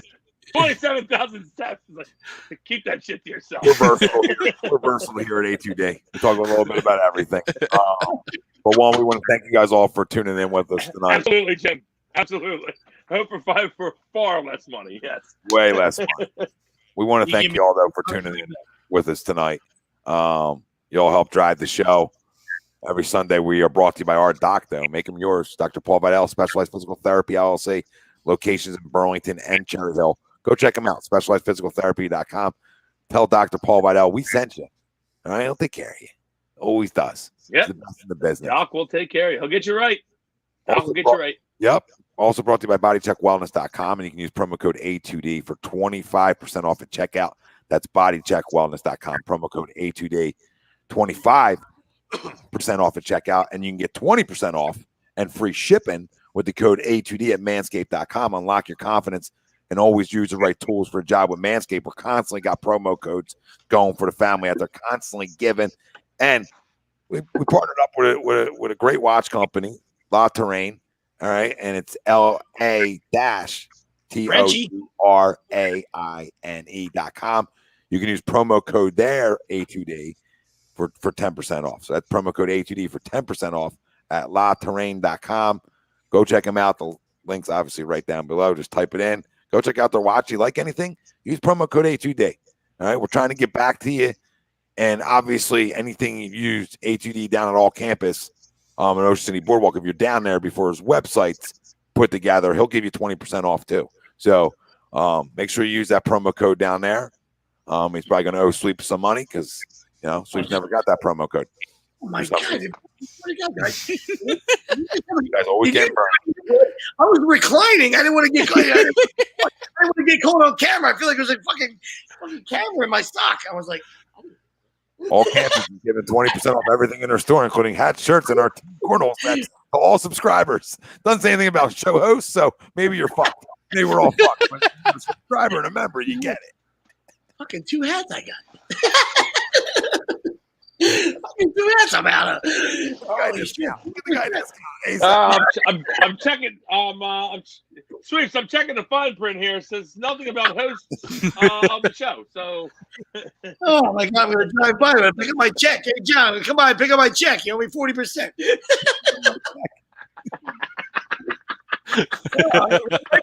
Write me a check for fucking 12 cents. My man. Yeah, $2.40 check. I'm planning on seeing it on Monday. Thank you very much.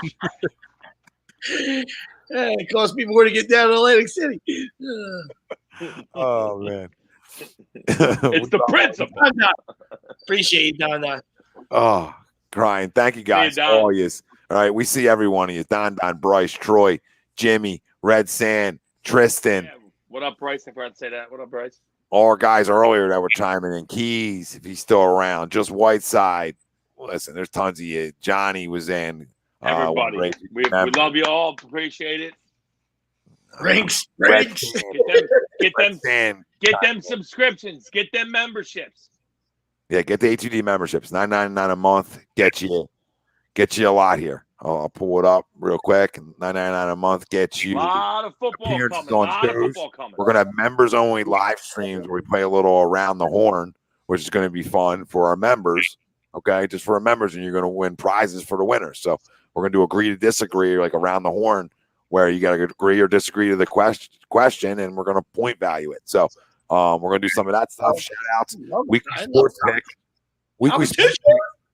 from Money Pop Podcast, and Willie Vegas gives you his daily fantasy on the weekend. So you got two there going for you, trying to win you money. I know Nate swept it today.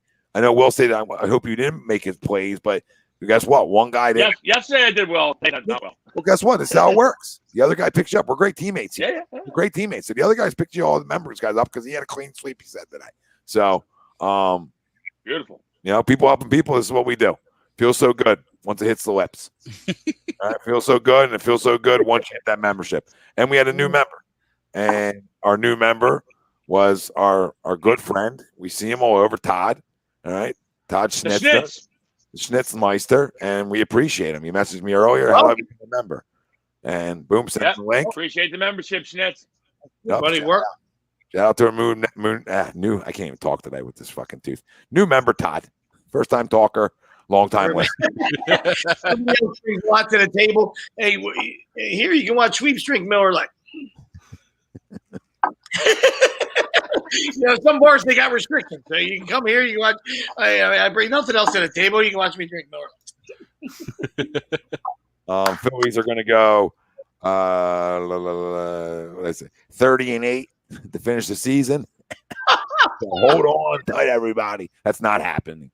Just a joke, but we appreciate you all listening. 25-13. There will be no Monday morning quarterback tomorrow. That's going to happen more when I get back to Jersey. We'll be getting back into that. But you do have the Sports Hounds. Give me some relaxation. Sports Hounds. You got Sports Hounds tomorrow night, and you got Flight Zone with Jimmy and Evan. Fucking two young goats. Make sure you turn your alerts on. Hit the subscribe button. Hit the follow button wherever you're watching us at. Tell your goddamn friends to tell a friend to tell a motherfucking friend. That for the best in the business, no notes, Uncle Sweeps, Wills, Mr. Milakovic. I'm no notes. Just called myself by a nickname in the third person. felt right. Hey, Rocky. Hey, Rob. Get a little cross-eyed here after 12. We love you all. We'll see you soon.